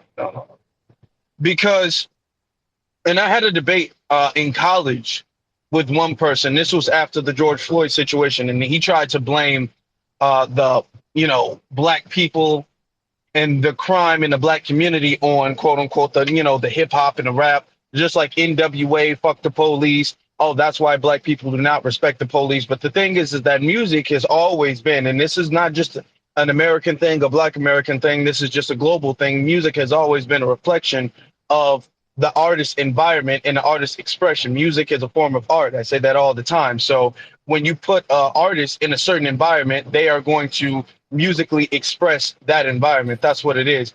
Now, music can be influential, but the thing is that when you say that music is a problem, you are deflecting from the fact that the issue is social economics, because white people listen to, and this is what I said in the debate, white people be listening to that hard, death, core rock music and all that stuff. And yet anytime they commit a crime, nobody says, well, we got to blame rock music. We got to blame Kiss. We got to blame all that demonic music that they listen to. Music, and when nobody else commits a crime, you have Japanese organized gangs and all that stuff. Nobody blames K-pop. Nobody blames the Japanese music that they're listening to. Only black Americans are literally the only people in the world Heavy who we metal. say it's heavy metal. Thank you. We're the only people in the world who the music is the fault for our crimes. Okay, and it's not the economics. So that's absolutely false. Thank you, my brother. Thank you, my brother. And Sister Shantae, you can come on back up. I'll rush you to the front. And so that was the thing, the old Negro was over there trying to, he was an old Negro blaming the young black youth for, and what he was getting hit, the point that he was literally getting at, which a lot of them were alluding to. And Blueberry Muffins, I think you said you listened to it, or Sister Mary, one of y'all two listened to it. And what he did, and on that broadcast, you heard a lot of different old Negroes basically alluding to, man, all of these new ideas and these young black folks and this voting and they were literally mad that other black politicians were challenging Lori Lightfoot because we were getting away. And what they said is, we have our own agenda. But then started shifting and saying, yeah, they got their own agenda, but then all that drill music and drill music artists are not political. Stop it. Stop it. There's no comparison. With that being said, we got my brother Dwar B on stage. What is going on, my brother? What's up, BZ? Man, thanks for letting me speak real quick. Cause I'm actually, this is funny. I just happened to tune in because I just got to my podcast that I'm about to do. And this was going to be my topic. The topic today was blame rap music with a question mark. And it's just crazy. I come in here like on that, so man, what I got to say about that, look, cool thing about being 40, 41 is we done seen this shit happen a few times over. When you're 20, you done heard the history, but you ain't seen it happen. When you're 30, you done maybe seen it happen once, but you ain't sure what it is. By the time you get to 40, you done seen 2 or 3 cycles of this shit. And I remember being 10 years old and then blaming rap music back then. And I was back in 1991 when Death Certificate dropped. And I remember listening to Death Certificate thinking like, man, Ice Cube was really dropping game, be true to the game. This music is actually, Death Certificate is one of the most life-affirming albums you'd ever want to listen to. But they were blaming that for what was going on in South Central LA. But when you really listen to Death Certificate, it was giving a forensic analysis of what was going on in South Central LA. And if you ever want to understand why the 92 riots popped off, all you got to do is listen to Death Certificate, Black Korea, I Want to Kill Sam, and that album right there. But at the same time, I'm listening to the people, the old people telling me they blaming rap. When I listen to the song itself, I'm like, man, this song actually predicted the riots. Matter of fact, when I wrote my college exit exam, on essay on how Death Certificate predicted the LA riots. Because when I talked about black first type subjects, they didn't let me pass. They didn't let my black ass pass. I had to pull out one of them hood stories to get a passing thing on that thing. You know how that go. But anyway, I saw that happen, and I was 10 years old. And then so I just would just watch, and I was in church a lot. And in church, they always blame rap music, blame rap music. But then I watch TV, and I'm watching Die Hard is a popular movie, Lethal Weapon. I know my Bugs Bunny's my favorite cartoon, and that nigga shooting everybody every day. Heathcliff, all he did was fight. I'm watching the A-Team, and these niggas shooting all the goddamn time, B.A. Baracus and Hannibals and all this shit. Then I'm watching New York Undercover, and then I'm watching all these TV shows, guns, guns, guns, guns, guns, guns, guns, guns, guns, guns, guns, guns, guns, guns, guns, violence, violence, more guns. And then I'm looking around like, man, so then I get to my 20s, I'm like, man, so in the 90s, they fooled us thinking that we the only people that listen to hip hop and white people listen to rock. By the time I get to the 2000s, I'm like, man, these white boys in college know more hip hop than I do, damn near. So my first point, and I'm gonna wrap this up. I'm not gonna go too long because I gotta get to my podcast. But first thing I'm thinking is, hold on, we always want to give them a scapegoat and say, hey, they don't blame other forms of music. Let's tell the truth. They listen to hip hop more than we do. That's why hip hop has the numbers that it has, because they listening to it first. When it comes to drill, when it comes to this debauchery level hip hop music, we are not the biggest consumers of that, black people. Let me say that one more time. We are not the biggest consumers of that bullshit ass type hip hop. The rest of these motherfuckers are. They listen to it, but they don't ever get blamed when they do shit for hip hop. They listen to hip hop more than we do. Why don't hip hop ever get blamed for when a white school shooter come out? Because it's a good chance that white school shooter listens to every bit as much hip hop as he does death metal. You dig what I'm saying? So it's always they want to. And I saw Al Sharpton doing this shit and C. Dolores Tucker in the early '90s, and we probably should have listened to C. Dolores Tucker a little bit more. But I remember that fight in my teen years, in my young years. And then as we got to the 2000s, and then we've been hearing the same thing: rap, rap, rap, rap, rap. Nobody's looking at the movies. Nobody's looking at the cartoons. Nobody's looking at the other forms of music, and nobody's considering the fact that black people aren't the only ones listening to hip hop. Everybody listens to hip hop. Listen to country music. Country music now raps. There's a genre called country trap, y'all. Do y'all know that? There's a whole country trap genre of music where it's trap beats and auto tune and some white boy named Billy in a hat and tight ass jeans about to catch a yeast infection rapping over it, but in a country type tone. All this is happening right now. But they still want to have these Al Sharpton types blame hip hop. We got to expand this conversation. We got to know that it's more than what they're saying. We got to know that anytime they're blaming rap on what's going on in black society, it goes back to what Black Alpha said. Not Black Alpha. Afro Elite just said they're avoiding the economic point. It's the economic component. It's economic. It's how they're treating us, and the music is a component. If it was the music, we would have been rich before 1989 when hip hop took off. Black society had the best music on earth. The OJs, Barry White in the 70s, and we were still fucked up, wasn't we? We had Curtis Mayfield, Stevie Wonder, the Jackson 5. We had all this wonderfully great music, the Commodores, and we were still fucked up. So don't let them blame that shit on hip hop because it's bigger than that. Hey, can I jump in real quick? I just wanted to say, one of the groups he talking about is called the Georgia Boys. It's spelled very weird, like JAWJA Boys. I know exactly one of them. I was hearing about them a while back, so I understand exactly where you're coming from with that. No doubt. Sister Miriam and then Blueberry Muffin. Go ahead, Sister Miriam, you got it. Thank you, Bar. I love when Brother Dewan B come on and kick those facts. He is so correct. Hell, they even started before the 90s. They started in the 80s because, actually, like I said, when you had Run DMC and you had, your earlier rappers like, well, they were one of the groups more known. So in the 80s, and they came out with their shoelaceless Adidas and ushered in rock with rap with Walk This Way with Aerosmith. I was like, oh shit, they co-opting it. And then on the same breath, on the same side, when Aerosmith released his own stuff, and they came out almost simultaneously, he released the song called Got It to Look Like a Lady. So he was already talking about transgendering then. I was like, damn. And then you have a lot of these, like you say, country artists that are doing rap like music, but keeping it countrified. Russell Flex was one of the known ones who ushered it in more so. And then you have oh gosh, when Snoop Dogg and Kelly Clarkson was hosting this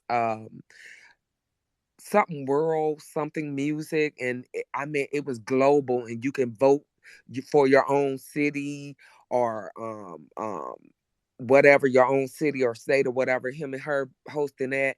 And it was so much reggaeton and other stuff, it was just sickening. And then you had this one white guy came on there, and he was doing this song called New Boot Goofing, and he kicked the hell out of some rap, and that's a shame because he did better than the damn anchor babies who was doing all the trap music and wasn't even, I don't know what the hell they be doing these days. I tell you, it's kind of it's a little tragic, and it's a little sad and a little funny all in one. Because then when you hear J. Cole, or when you hear Kendrick Lamar, or when you hear some of the more people with the swag and with the lingo and the vocabulary, I'd be like, that's foundational.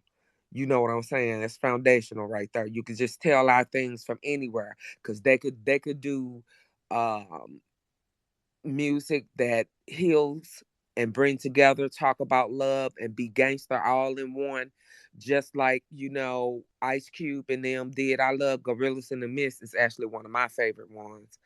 And then you had also like Big Mike. Oh my goodness, the one with that player, that whole CD is fire. And you have also one more. You have gosh dang, it was just there in my head, naming too many. But anyway, you had them who expressed that, but yet they were talking about the times, like Brother Afro Lee said, the environment and what was going on in the grassroots, what was going on with social and political shit. You had Ice-T when he was talking about cop killer. You had, heavy metal too in the background. You had just so many different. Hip hop was hip hop, and it truly spoke the message, and it was about what was happening and in the not only in the culture and the streets, but politically, even within the churches and with the military, because the Ghetto Boys said, um, I think it's F America, and they wasn't going in to fight for no war. So I remember that too. I'll yell my time. I think the other group that you was thinking about was UGK. Because they're going around that time. That'd be like the early 90s. So I think I heard Pocket Full of Stones around 1993. So I'm thinking about that. And that's Houston for real. I remember that, but no, it's Big Mike. He had the Oh yeah. Having Things, player on there and stuff like that. And he'd be like, word, when I look into the world of mine, I see all these people, the one who's doing good and the ones who's doing, man, that's the cut right there. Because he Yes, talk about the indeed. penal system and all that. Yes, indeed. And for those of y'all who don't know, Big Mike was a solo artist who actually ended up being a member of the Ghetto Boys later on after Willie D left. Let's see, Blueberry Muffin and then Afro Elite. Go ahead, Blueberry Muffin, you got it. Thank you. I'm glad you guys brought up the time in the 90s, okay? Because I remember that early 90s, mid 90s, late 90s. And during that time, you notice they took hip hop and globalized it. You remember that? You no longer had FBA artists anymore. You had pretenders that took over, co-opted, and globalized it. They took our culture. So when anybody talks about hip hop music, that is foundational Black American culture. When you hear these pork chop preachers railing about hip hop culture, they are failing us. They have failed to address the socio-economic issues in the communities they were supposed to serve. If you remember when there used to be Black neighborhoods, why was it the neighborhood itself was run down, but the churches and stuff on the inside look real good now? Why weren't they talking about economic empowerment, going in with the businesses, helping people up, helping themselves out? Why didn't they take that sermon outside of that church to help us, help ourselves? No, they were taking that sermon to get our money to help themselves. And then they have the nerve to turn around 10, 20 years too late, after they've been gentrified out of their communities because they don't have any more parishioners or church folk because they've been run out of Dodge, and now they ain't got no money to run their church hustle no more.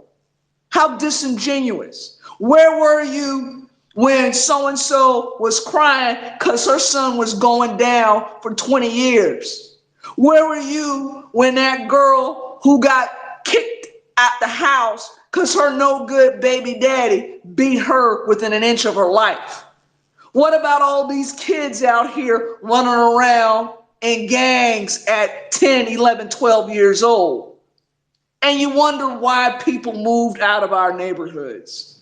I say that to those Al Sharptons. The next time you want to dog on people who are expressing themselves artistically, and remember the performing arts, whether it was hip hop, gospel, soul, acting, any type of performing arts, that's always been our medium of expression because we were never allowed outside of our communities to express what we needed and when we needed it.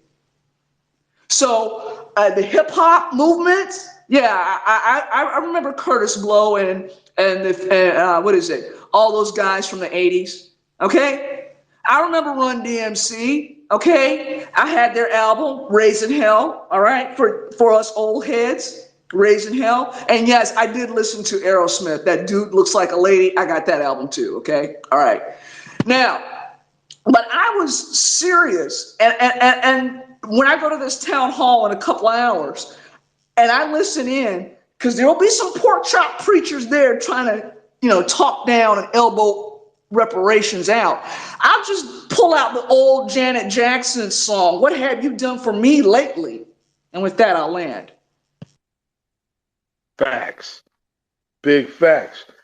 And I mean, at this point, I would hope everybody walks into these different forums with that level of energy as well. Please, by all means. Brother Afro Elite, go ahead, brother. First off, I think that this is a very interesting question. I'm actually glad that we're having this conversation.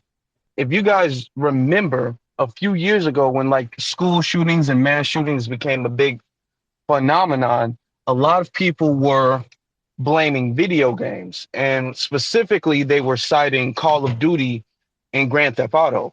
And there was a lot of studies being done on Call of Duty and Grand Theft Auto, and people were asking, is Call of Duty or Grand Theft Auto, are they making kids more inherently violent, more prone to violence? And the studies conducted that neither Call of Duty nor Grand Theft Auto have a direct correlation to a child's level of violence. And a lot of video game advocates said that video games have always had a level of violence with them too. Super Mario is violent to a degree. Now it's less violent than Call of Duty is, of course, but people jumping on people's heads, you didn't see that with the rise of Super Mario. There's a lot of other games that have certain levels of violence that you don't see a direct correlation with, because violence, and this is what the video games advocates were talking about, because violence, crime is directly correlated to a person's environment, not what a person enjoys when it comes to entertainment. That's why after that, all of the arguments of violence being correlated to somebody's video game habits, violence being correlated to somebody's cartoons, violence being correlated to the movies that somebody watches, all of that has been debunked, and they don't use those arguments anymore. The only time you ever hear those arguments being used is when it comes to Black music.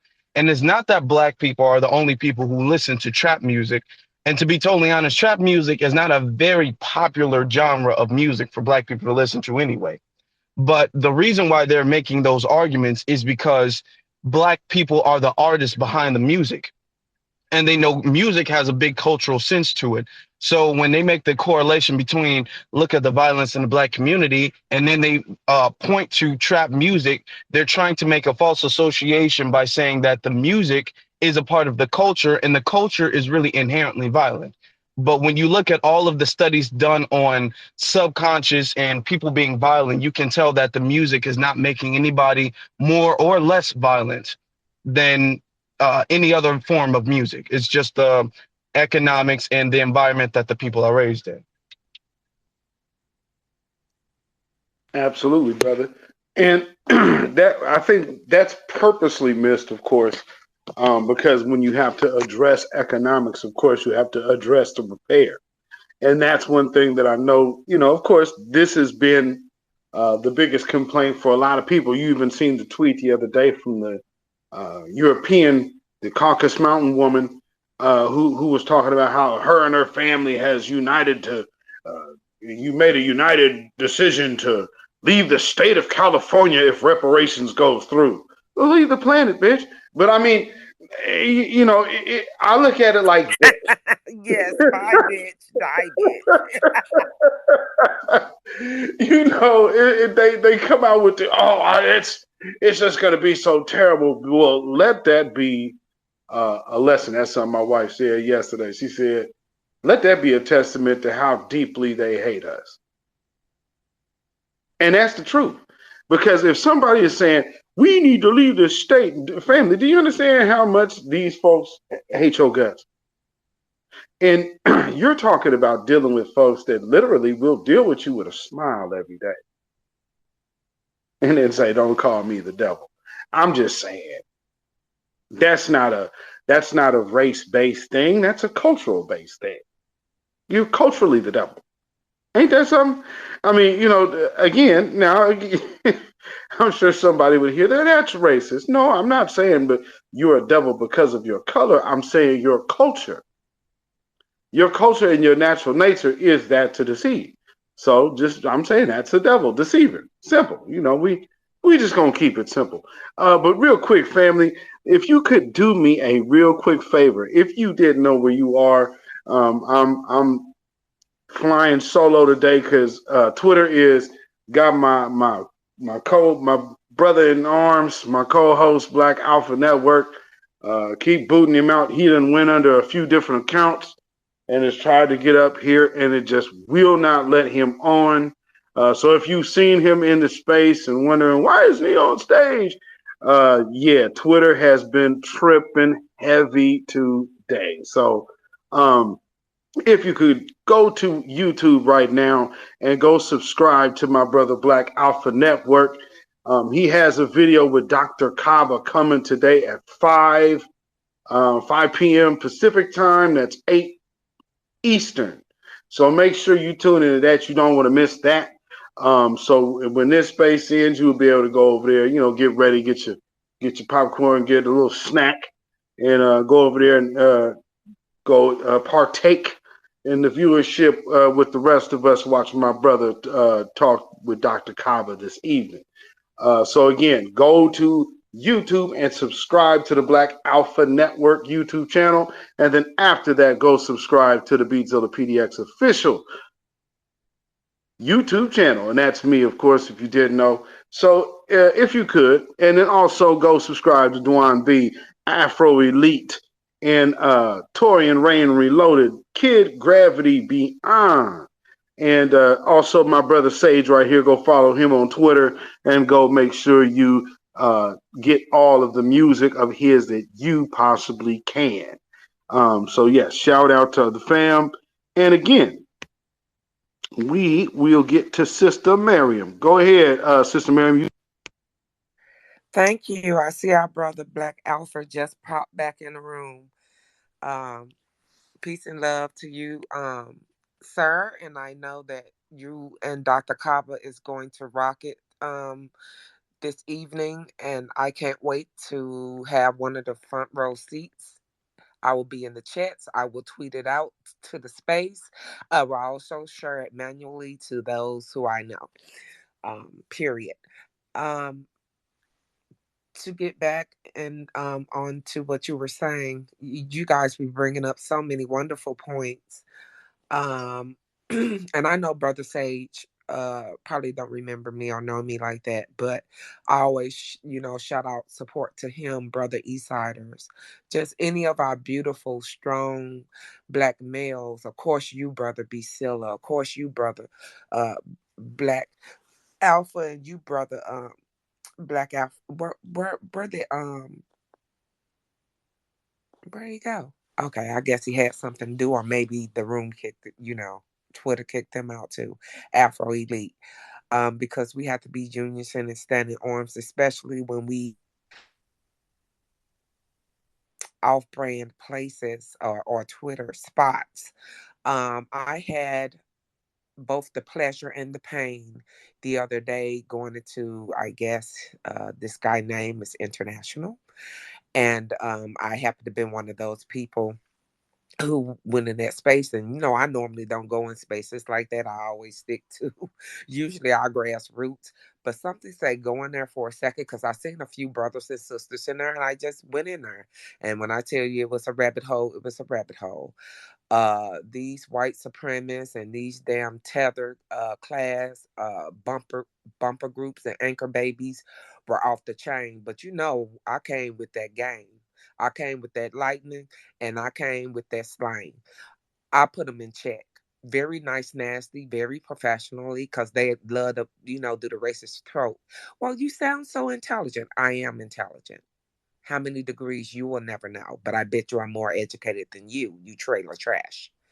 But anyway, they were saying how their grandfathers died in the Civil War, and when you get to getting them that straightening and dropping them facts on the top of their heads, like tomato bombs falling from from above, they the voices get to trembling. They want to mic the room or they want to kick you out. But one thing I can say, the host did international was like, no, we're not kicking no one out. You had to be very obnoxious for them to do that. I think Brother Dunn, Dunn was in there. One Love, Black Love, I think she was in there. So Cloud was in there. It was a number of people end up in there. Yeah, it was different because people was coming on at different stages, and they said they had been on, like, by the time I got on there, it was like hour 28 or something of them being on the air that long. And I stayed until like 30, but I had to jump off because I was doing double duty. I would never miss Jason Black or Tariq Nasheed for no one. So I did that, but I had them on low, but I had, I of course, our three jockonauts, was on the TV. So I had my account going on YouTube on TV while, doing due diligence, listening to them on the phone. But yeah, family, I had to get them some straightening. I was like, if I hear one more time that your grandfathers died, um, fighting on behalf of my ancestors for slavery, as if we wasn't fighting for our own dang on freedom. And no, your grandfather may have died, but trust, it was to keep things how they were or to keep things for the Union. Either or. And you got one more time to tell me that Abraham Lincoln freed us. You should see they got like 3-4 different requests. Could you please give me the information where Lincoln said that he um wanted to keep slavery and it was just to save the Union? Hell no, I'm not educating you. You got, damn it, like you got Twitter fingers, get your ass over there and have Google fingers. You know, I'm only going to say a statement and something while I'm making my point. I'm not here to hold your hand. Well, if you're not here to hold our hand, we're here to educate. Yes, and I'm not here to hold your hand. Okay? And then we had I had a dispute with this little Asian named Keto. Oh, she was off the chain, came from the Philippines, so you already know. And our brother, one of our brothers, and it was a couple of sisters, like they had to get her, and they was like, let me tell you something. And they named the black guy who went over there and taught them self-defense and how, to fight against the government because how they were being done and all that. And he's saying, this is the thanks that you give to my ancestors who went over there and gave you knowledge and even fighting techniques and political skills on how to overturn, the government, even what our own government was over there doing to them. So yeah, you want to come in here 1 and 2 years off the boat and think that you have a right to say what we are entitled to. The audacity of you, because I would never go in your homeland and get into your affairs and have a sense of entitlement where I could project myself and become an interloper in your history and political affairs to tell you what the hell your ancestors have a right to if they are suffering inhumane actions, not slavery, but inhumane actions due to your own damn government and civil wars that you are having amongst yourself, and then the white supremacist government over here, opting your asses and being reparations with doing your civil cases and stuff like that, like they do every damn where they go. They play both sides of the field and then want to train a selected few so that they could oppress the damn, the rest of their society. So I say you don't even understand the beast and the belly in which I live in that I do. So you come over here to assimilate, and then you come here with the audacity to tell me what to fucking get over it. They was telling us to get over it. Oh, we was lighting their ass up. Please believe me. We foundational Black Americans held our own in that room against a whole stage of global nationally, because that shit went out everywhere. It's a syndicated radio. So yeah, we held our own. Jeff Will was in there. He was like, sister, you held it down, brother. It's only one other day. And I was very articulate. I don't have time to play games. I had to work under the stress of white supremacy for 6 years straight. They could not get rid of me in the medical field. I left when I lined something up and when I was damn good and ready to.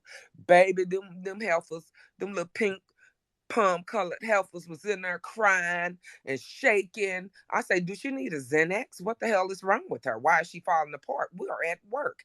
We're having a discussion. Like I tell her, I say, I'm not your dog or your damn pet.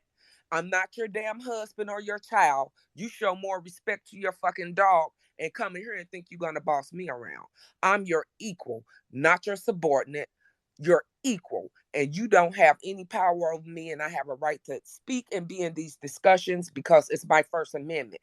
Well, now you're just upset. And I say, honey, if I was upset, you would know it. I say, I am just explaining my position. Okay? If people got the right to write up and write lies on me, I have a right to confront that person without being confrontational, to have a discussion on my behalf. I say, now, are you denying me my First Amendment, my Fifth Amendment, all of the ones, all the way up from one to five? Are you doing that? How about the preamble of the Constitution? Because you know they love that shit. Are you trampling on my liberties here? Don't I have the same right? They couldn't stand me. And please believe me, I didn't care, because you have to, baby, you have to beat them at their own game. And you do it with a smile. You never let them see you sweat. You don't raise your voice. You don't give them any emotion whatsoever, ever but sarcasm and a smile. Do it intellectually and have superior emotional intellect over these clowns, because baby, they fall apart every damn time. It works every time. Like, all of them in that room started giving white tropes and showing they white supremacy slips was showing. And the host was fair. Although he an immigrant, he did have some issues where, you expect that of him. But for the most part, he was fair. So, but yeah, we had to kick that. And I don't do bad face arguments. And I was like, I'll never do it again. But it was a fun experience. So I'll yield my time because other brothers and sisters would like to speak. Shout out to you, Sister Mary Matthias. Shout out for you for putting that work in on them on them white supremacists in that room. Because again, in this space to where we have multiple levels of conversation, there's multiple levels of attack. So again, shout out to you and salute my sister. Sister Shantae, and then Brother Eastsiders. Go ahead, Sister Shantae. You Yo, got I couldn't wait to say this. I was sitting up here in my chair rocking Sister Marion and everybody that came on there today and this whole day.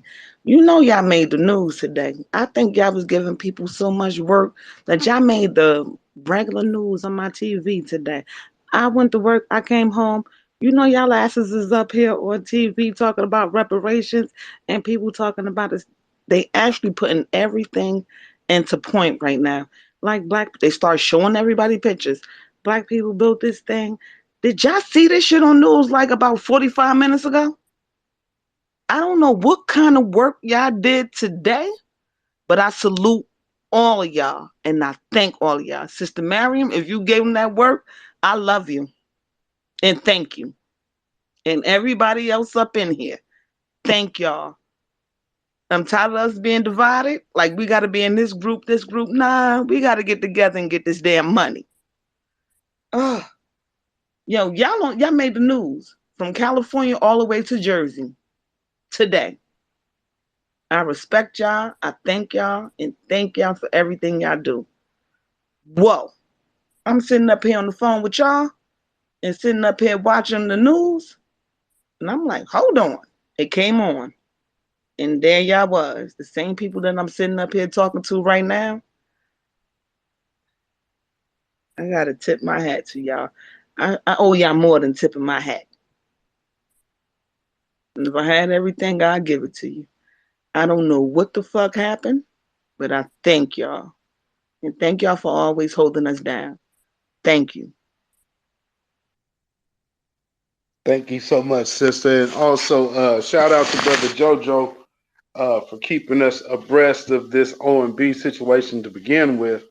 So that brother did a lot of the legwork to to make sure that the family had all the information needed to even participate and show up. So, and let's be clear, and shout out to Brother JoJo. That wasn't something, he didn't just say, oh, I'm just going to put this here just for Foundational Black Americans. So if there was anybody in anybody's group, you had access to see it on this page and you had a choice to participate or not.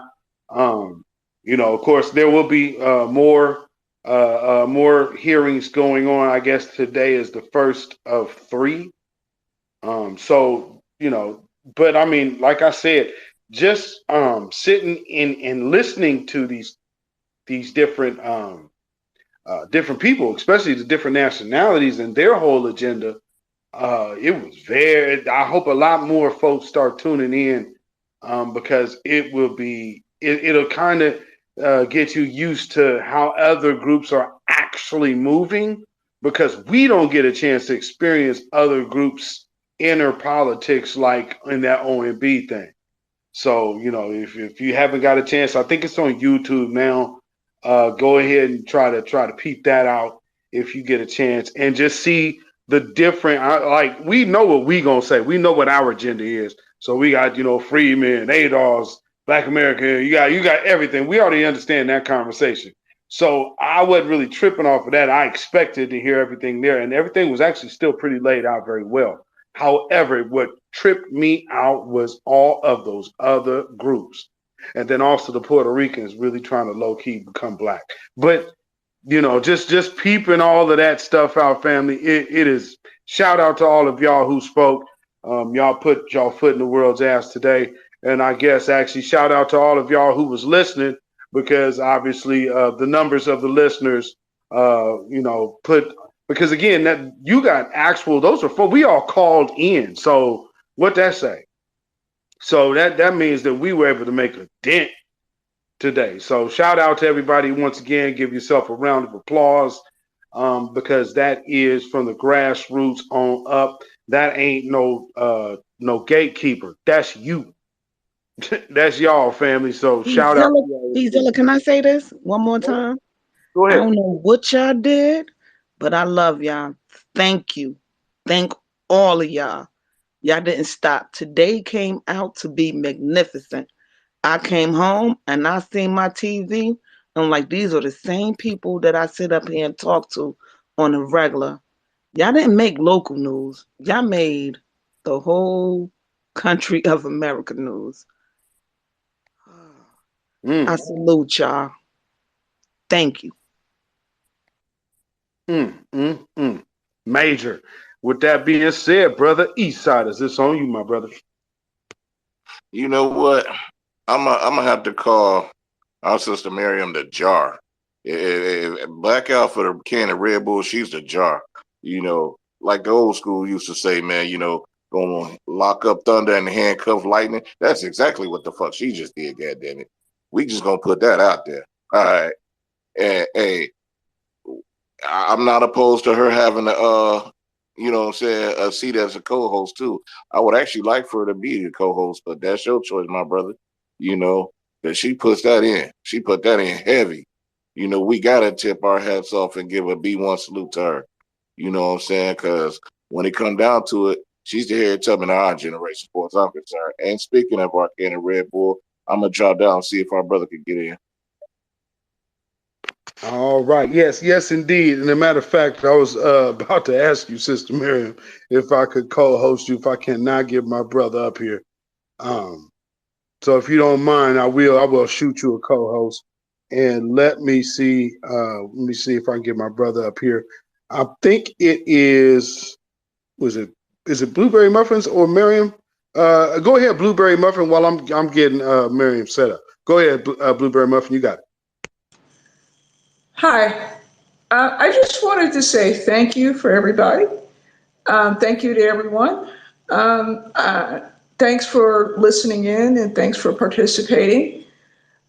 One of the things that I've been doing for the past, and I'm a Generation Xer, and I've been politically active since 1996. So there. One of the things that I'm proud to see is so many of us taking this seriously. Okay? I'd love to see how well we are organizing each other, organizing ourselves, and we are moving on code and just the energy we have built amongst ourselves that is challenging the narrative, the anti-black racist narrative these other groups have perpetuated as the lapdogs of white supremacists.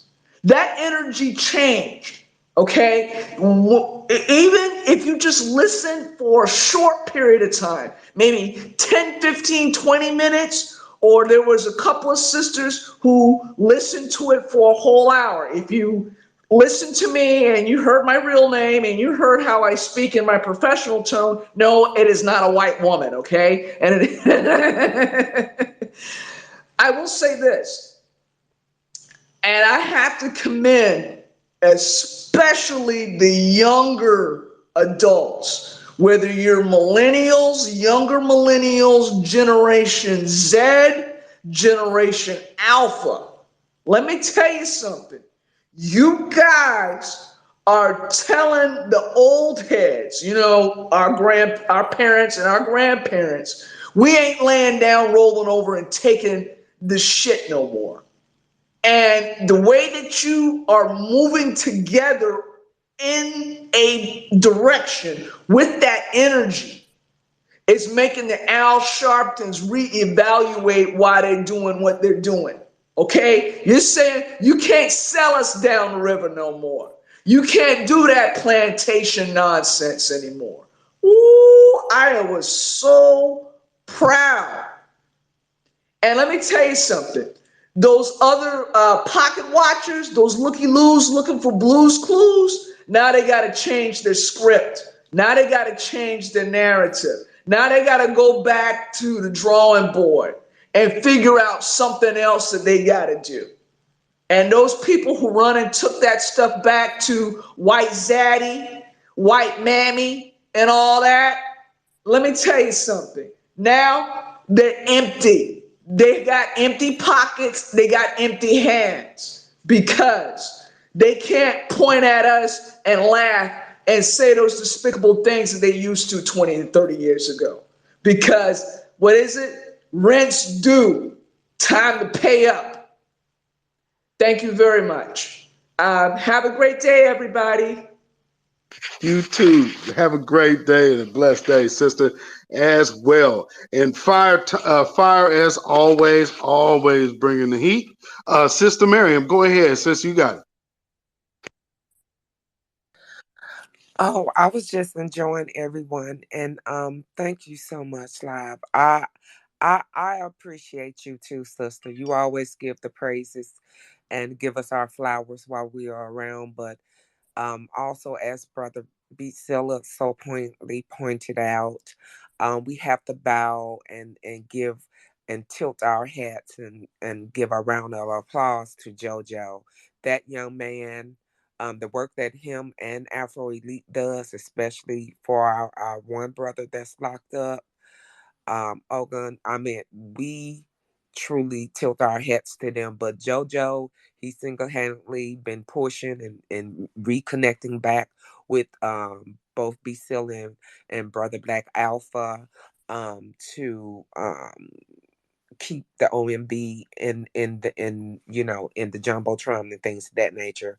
And I too was mentioning it, but I'm not that savvy yet where I could put stuff in the jumbotron. I was kind of getting a lesson on it last night when I was in one of Miss CC's rooms, and she had a lot of great ideas on how you could do some archiving using your hashtag what it is you're saying and that you're responding to, like something dealing with anti FBA hate or you know things of that nature. You could hashtag what it is, like right into it, and then hashtag, and you'll be able to pull that up. It actually archives it for you.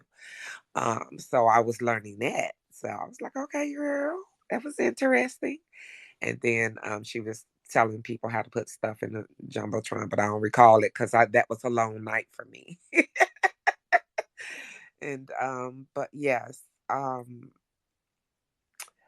the way they had co-opted a lot and misappropriated a lot of our culture, our music, our acting, um, a lot of our political positions, a lot of our educational positions, as some of the brothers and sisters that I was in the room with that night, they were pointing out, you have a whole lot of people with these Africoid xenotypes that are being pushed forward and represented, that's supposedly be representing us when they're not us.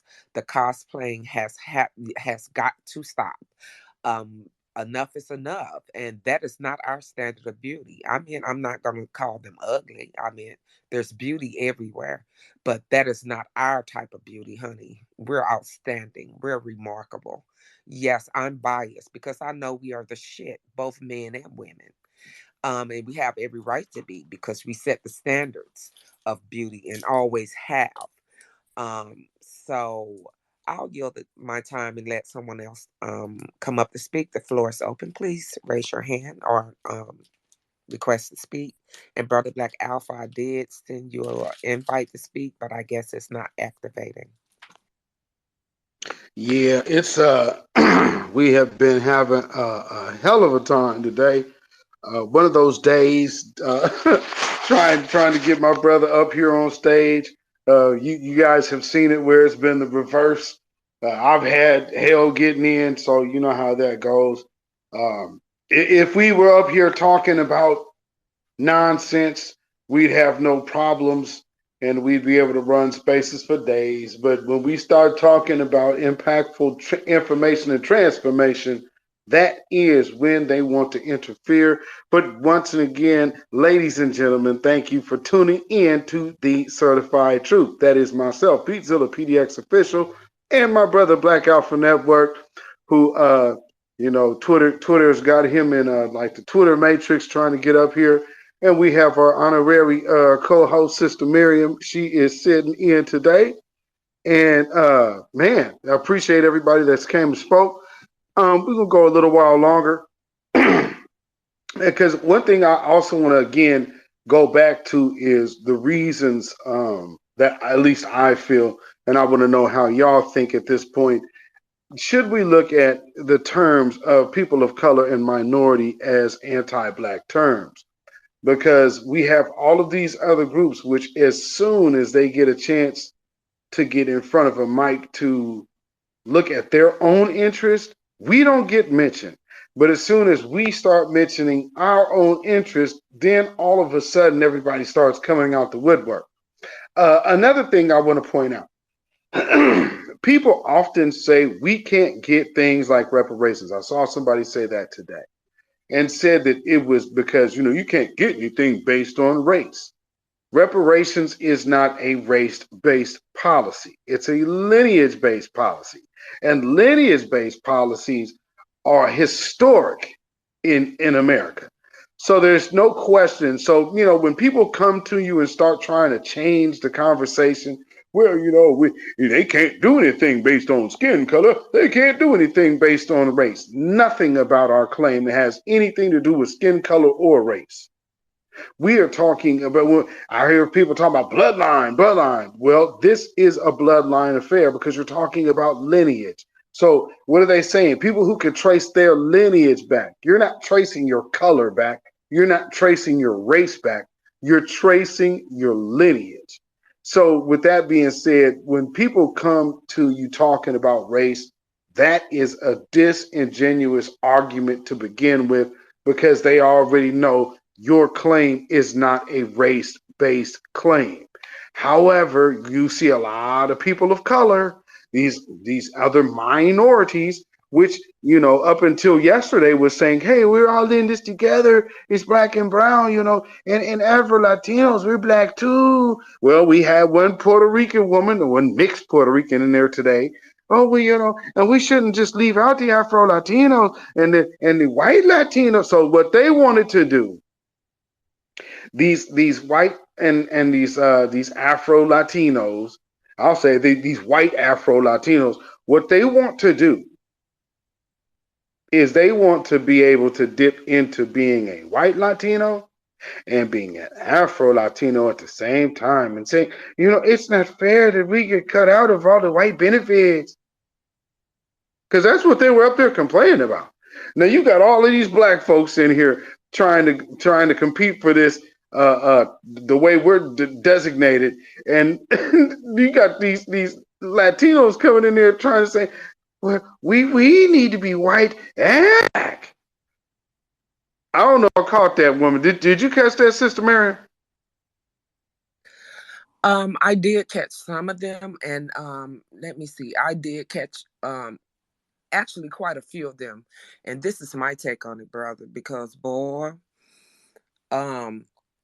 they definitely was playing the 3-chord Molly and the I'm both sides of the coin while I want to have a third side too.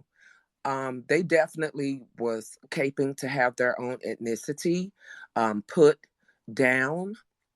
They were saying they wanted to delineate. Woo! Don't we set the tone? I tell you. But they want to be. Even the Asians were on there, and they were. Some of them were like, we need to have. That is too broad of a term just to put everybody on the Asian Pacific because they have different cultures and different ethnics. So please let the ethnic groups be listed and don't just lock them under one race because that's kind of like an erasure, although everyone is a human race. So yeah, that was interesting. And then you did have the little, I caught one of the Puerto Ricans, I believe. Yeah, it was one Puerto Rican, and then you had some other Latinos, and you had a couple of other palm colored people, and even one who was against, ooh, he was against some stuff. But you know, it's a global stage, so you have to have I guess, patience and tolerance, not necessarily respect, but tolerance of others' viewpoints and what they have to bring to the table, because it's good to have an overall picture of that. But yeah, they were trying to tell Leon to get, well, minorities, this and that, and a lot of the brothers and sisters who wanted to be called Black, and then Black American, and then we, of course, you know, we say put foundation on in front of that.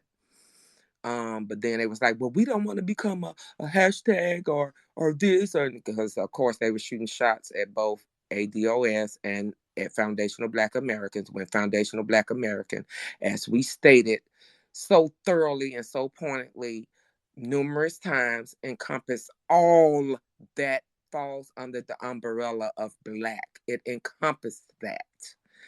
And yeah, so it was just very intriguing to look at all those points of view. And as Brother Afro Elite, yay, come on in, Brother Black Alpha. He's connecting. Let's hope. Let's hope. As Brother Afro Elite was saying, that you had people coming on, I believe more than one time, and they were using some of their burner phones or Twitter names, because a couple of those voices sounded familiar. I even heard Yvette Cornell. I heard also Brother Marcel. I've heard quite a few, you know, other people from other nationalities, but we showed up heavy. Black folk did, but I wish more of our foundational Black American people would have came in, and we do need to write down a couple bullet points when you're going and to speak, because you can get the speaking and you will forget and you will trip over your tongue, and you only given 2 minutes, and that goes very fast. And shouts out to our sister Teslin. Um, she she tell you with her program, Push the Line, how to get in and get out in 60 seconds to state everything you need to hit. I mean, give all body shots and make it count. And she's doing something important too. She's gonna have, I think his name is Earl Mack, that one councilor member. She's gonna have him on today. I don't. I think it's sometime. I posted it, and it's just that this is where you wish you were multi-cloned so that you could be present for all the brothers and sisters things. Boy, I'm telling you, I will be, you know how the old school operators used to have a switchboard and they'd be like plugging in, bloop, bloop, bloop. Boy, I be doing my due diligence. I be everywhere at once. And then that which is the most I feel important and potent, I tend to stick with, which usually is with my family right here in the room, their programs. But yeah, I'm a little biased, but I do try to tap in, to multiple things that's going on with our sisters and brothers, because it's good to keep abreast of that. And sometimes we have to come in and be that fortified force. You know what I'm saying? We have to be that vanguard, and we have to gatekeep when you got, of course, the extension of the vanguard right here. You got, two present, which is Brother Beatzilla and Brother Black Alpha and Brother Afro Elite, Brother Terrain Reloaded, even our adopted in B1 brother, Kid Gravity. Shit, he more on code than a lot of these damn unfortunately, supposedly if they want to call themselves black coons out here. And because the brother stays on code, calling out his own and others, who have the tetheritis, if you will. So he's always, doing that service. And you have like a brother, I think his name 11 or First or something like that. I met so many brothers and sisters do so much good work. And even if it's like me, I do create posts, but I retweet that, which is very important, that I see a brother and sister that is reporting like Beatzilla or Brother Black Alpha or Sister Vicky Dillard or Lioness Crown or Sister Eve or Sister Nikki or Sister Juice. You know what I'm saying? I do that. And I think Sister Blueberry gone. Is that I wonder if that's have anyone boycotted today? They almost sound alike. I don't know if that's her. But anyway, I'll yield the floor. Would anyone else like to speak? Yes, indeed. The blueberry, that's La Negra. La Oh, okay. Negra. Yes, indeed. And my brother, he been trying. Boy, I do not know what is up with Twitter. They at least he can still see the space and get in and listen. I mean, cause sometimes when this happens to me, family, I can't. That's why I have to come back in under my other accounts because I can't even see the space no more sometimes. But that's again what Twitter tends to do to positive black content like this.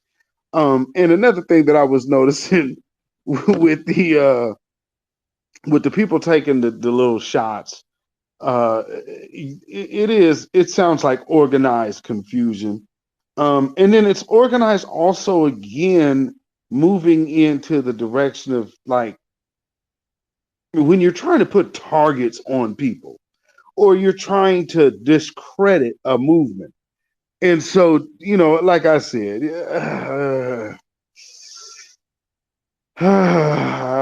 not to say that I'm not sure. I'm sure showgirls are a great career, but again, understand where these messages come from, and yeah, I'll just leave. Like I'm being I'm being PC. You're not right. Shout out to Brother Racer Bo. He was in that room the other night with us, and he gave them some straightening too and some facts.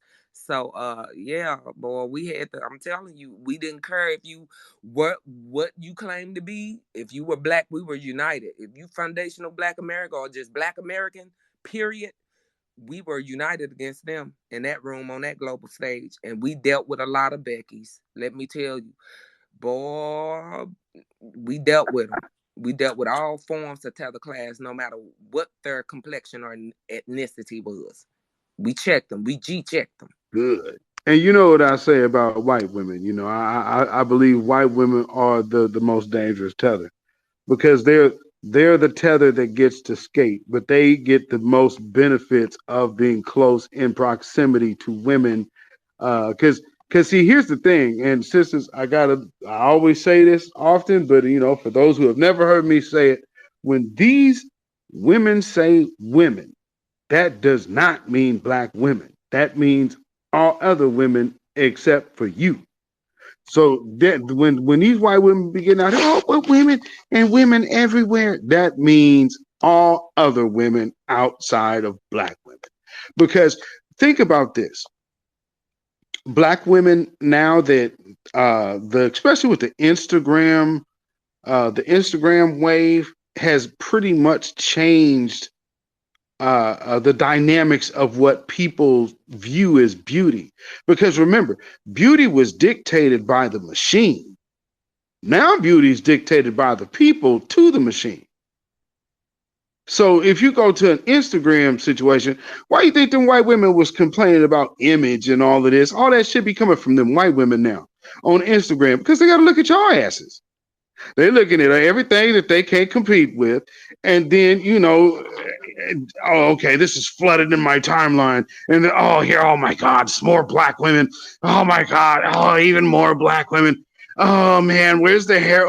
Now, you know what they're trying to do? Their retaliation to y'all sisters and all your melanin and curviness, they are promoting the heroin body.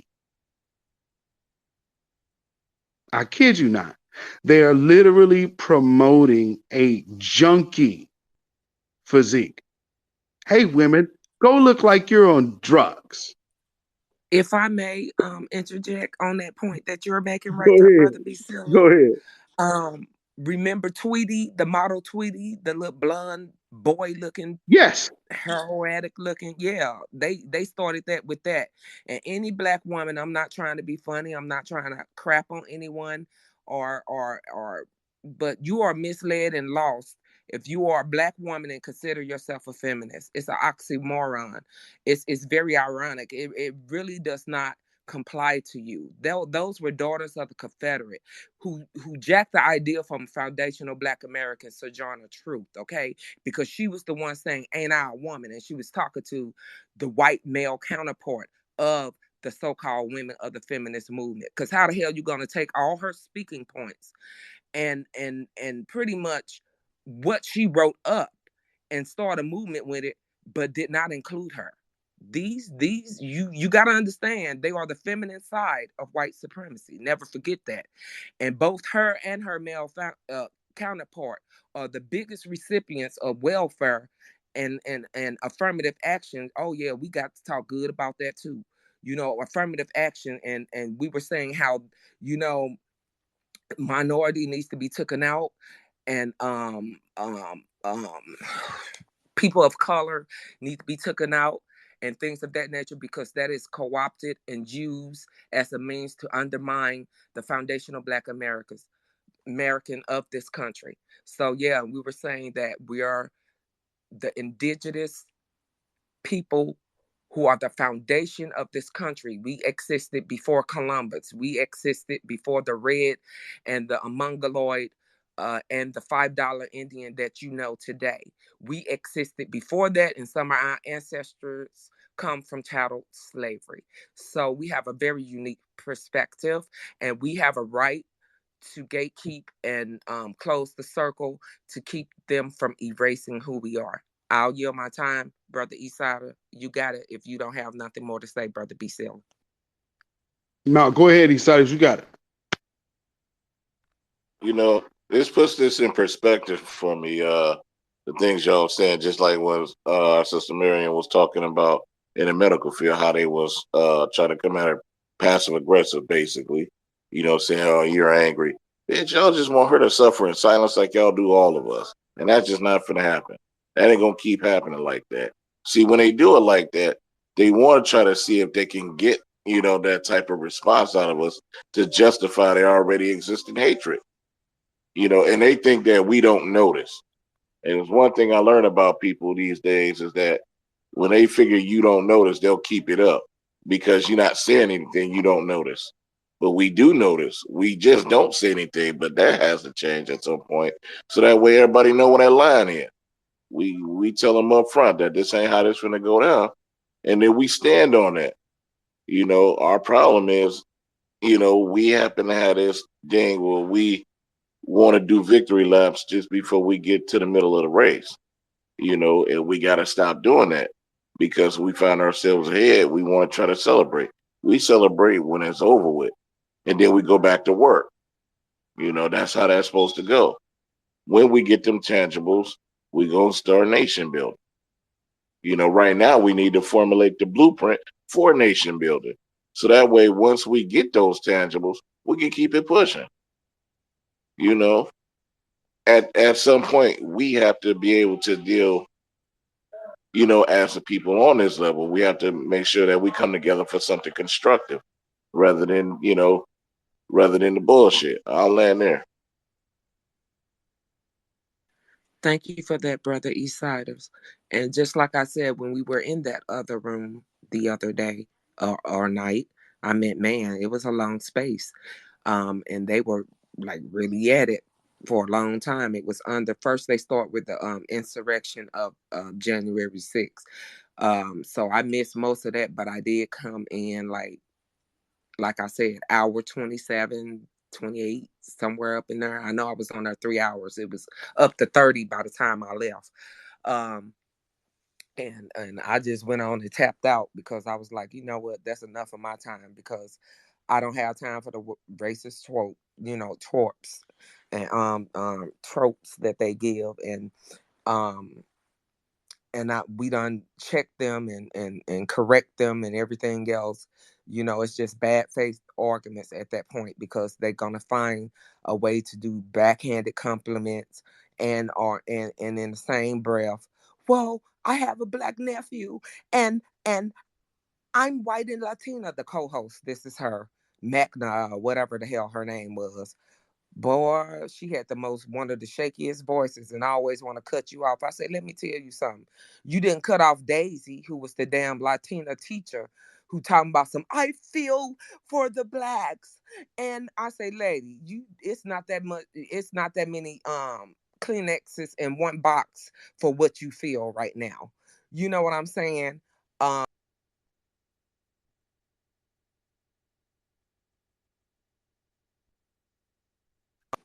Uh-oh. I'm Sister here. Mary. I'm here. I had got a Okay, call. I okay. had to, deject it. You are not um to tell me how I feel and to try to project like we don't care for our children. Well, it is a small minority. Okay, so why are you up here doing blanketed statements? You're being disingenuous in what you are saying. We're about your own. We're about those Mexican kids, like a group of them that just attacked, you know, a special needs black person, which is freaking ridiculous. And then Keto, who was the what the heck was she? Um Filipino, who was on there with so much visceral and disdain. I meant, man, you could shovel it. She had so much. And Sister Clout gave her that work. I gave her that work, and Sister Clout gave her that work. And Sister One Love, I think that's how you pronounce her name, she gave her that work. And then I think Brother Racer Bow elaborated even further. And then the host was like, you can't belittle their experience and you're newly coming to this country. You just can't do it. And you can't tell them what they have a sense or what they are entitled to, because it's not a sense of entitlement. It is a debt that is owed us, that is due to us. Well, they should just get over it. That happened 400 years ago. My ancestors helped build the railroad. I say, lady, that's a lie. Your ancestors didn't help build the railroad. My ancestors built the railroad. We, the ones, had to blow out the canyons and work and get hung and beat if we slowed down working on the tracks. Not you. So stop with the bull crap. Cry me a damn river already. Okay? You all were bought on the last leg of that, and your asses were paid. Okay? My ancestors were not. So stop trying to all life matter our history and be the interloper that you are, and trying to just and big up yourself with the entitlement that you have and the superiority complex that you have. You wouldn't even be in this country if my ancestors didn't fight for immigration, for inclusion. All of you all just got here in 65, damn near. And the few that existed before then, you still was not here before my people, who are foundational, who was here before the conception of what you call the United States of America. We were here on this northern continent, okay? So yeah, we had to just G check them, like I said. All right, I'll give my time. Yes, indeed. And I mean, shoot, that's what you're supposed to do, though. But I mean, we're in a different type of time to where we got all of these folks paying attention to what we are talking about. So, and as soon as they start feeling times are changing and oh man, we're losing, man, and it's not fair. No, what they mean by saying it's not fair, the oppression that they could just freely inflict on foundational Black Americans is changing, and that's when they start complaining about fair. And when things aren't lopsided, no, what they're complaining about things being fair, and then they have to operate from a fair playing field. And that is something that they fear. So what does that say about us? That says that we are an exceptional people and our excellence exceeds expectations. Brother Eastside, go ahead, brother. You got it. The brother that helped him out, as far as the Filipinos go, that would be David Fagan. His nickname was the Jungle King because he taught them guerrilla warfare over there. Also, my question is, haven't y'all noticed that speaking of warfare, every war that this country has ever been into, the people that they bomb or invade end up getting sort of a Marshall Plan, basically reparations, special field orders and all this other shit. If that's the case, then they can't, come over here telling us to pull ourselves up by the bootstrap when they the ones that got the original handouts, besides the white supremacists themselves. All right, take care. And also, I wanted to mention, damn it, I lost my train of thought on that one. Yeah, come back to me. Yes, sir. It's all good. It's all good. Yeah, I mean, but these people have often, especially with the white supremacists, they stay with the old tropes because that is what they have been used to. And again, what they say, white man's heaven, black man's hell. So when they start feeling that heaven is slipping through their grasp, then all of a sudden, oh man, oh man, they just try to get away. And then you start hearing, now there's the POC problem. Because see, we all just referred to two different POCs. You got a Latino and you got a Filipino. Both having disdain and being anti-black, and most definitely a black agenda, but get to benefit from the minority conversation by way of foundational Black Americans in the first place. That is something that is to take advantage of that situation and then be so disrespectful to foundational Black Americans. That is a dirtbag culture. That's an absolute dirtbag culture. I don't know how anybody can look at that and say anything different. Like, no, you want to come over here and say, okay, well, we got these free homestead acts to get these benefits, get this housing, get this business. And then I'm going to put this business with this old ass expired food off up in my little convenience store in the black neighborhood and then take their food stamps for food that then expired last year. I mean, and I've seen this happen. Like you could go to some of these places, these African spots, and especially the Asians. Some of the stuff has dust on it on the shelf. Like literal dust. Like this, like how long has this been here? But they're able to just still have stuff and sell stuff that nobody goes and shuts them down. But let a black business open. They can't even sell beer because the city is holding back. Like, well, you guys might be, we got to watch and see if there's a little crime. There's a high crime zone. But in the meantime, these black folks or these immigrants, the Asian immigrants and the Africans, oh, they can post up in black neighborhoods and open them up a spot, lickety split, with no problems. They can sell you all the beer and wine you need. Now here in Oregon has a monopoly on the liquor, so they only let white liquor store owners into the business. There is nobody outside of white folks that own liquor stores out here. Because liquor stores are liquor stores out here. So that is a state monopoly that they maintain and they keep it white. And that's just the nature of anti-black politics out here.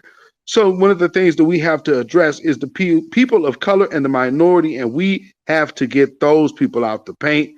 And we are seeing them coming out with this OMB thing, and the very first thing they're doing is delineating within their own groups. We have zero coalition with anyone else. If anybody was still unclear about that, we have no friends. And it also looks like we have some people from within that are also trying to serve other agendas too. Excuse me. Sister Miriam, did you want to chime in on that, sister? Sure, I would. They definitely are doing that. And just like I was speaking of that space the other day, it's just relevant to what we're having setting out the trash, and in the minority terms and the anti-black and all the hashtags that are up there and up there in the title. They simply were saying, like the one co-host international was saying that that's just like telling a Jewish person that they do not have the right to their reparations, who they are paying out reparations up to today. And then, of course, when I was finally allowed to speak, because I would have to wait an hour sometime, 30 minutes sometime to speak, but I was going to have my say because I had to do the checking, brother. I had to do the wrecking and the reflecting and bringing things back to point, because they were like, well, they I, they shouldn't get it either. We don't care. He said, how could you say that? Atrocity was did against them just like it was against the Black Americans, and they should have their rights to reparations as well. So he was saying, being pro on that we are, entitled to our reparation. Not that we need anyone's permission or anyone's okay, but he was being fair on that. And boy, when I tell you these palm colored people got besides themselves, they was like, F the Jews, and we don't give a damn. That's what happened to them. They should not get paid what happened to them for 100 years. It's our tax dollars. They kept saying that, boy. They were frothing at the mouth. You could tell they were frothing at the mouth. I mean, voices shaking, health was popping volumes and Zantax and shit. You could tell they were doing it. I mean, it got really ridiculous in there. And we were just getting them that work. And we were wearing their asses down so much so they were just so tired they hardly couldn't respond. And then a lot of them started dropping out and the space became blacker and blacker.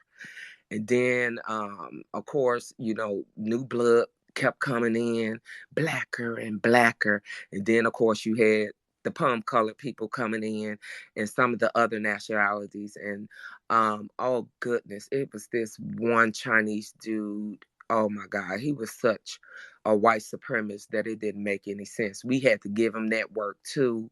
He was laughing when some of the brothers and sisters were stating some of the atrocities in which we went through, because the host was actually using it also as a teaching experience in space. So they wanted us to give a lot of information, this, there, and there. And I was like, I only stated information and, statistics, as well as a lot of other sisters and brothers that, were true and valid to our point, and that was genuine to our point that we needed to make about our lineage. And boy, they were not happy. They just were not happy, and we did not give a care. We tap dance all on their feelings, because it's not about your feelings. It's about logic.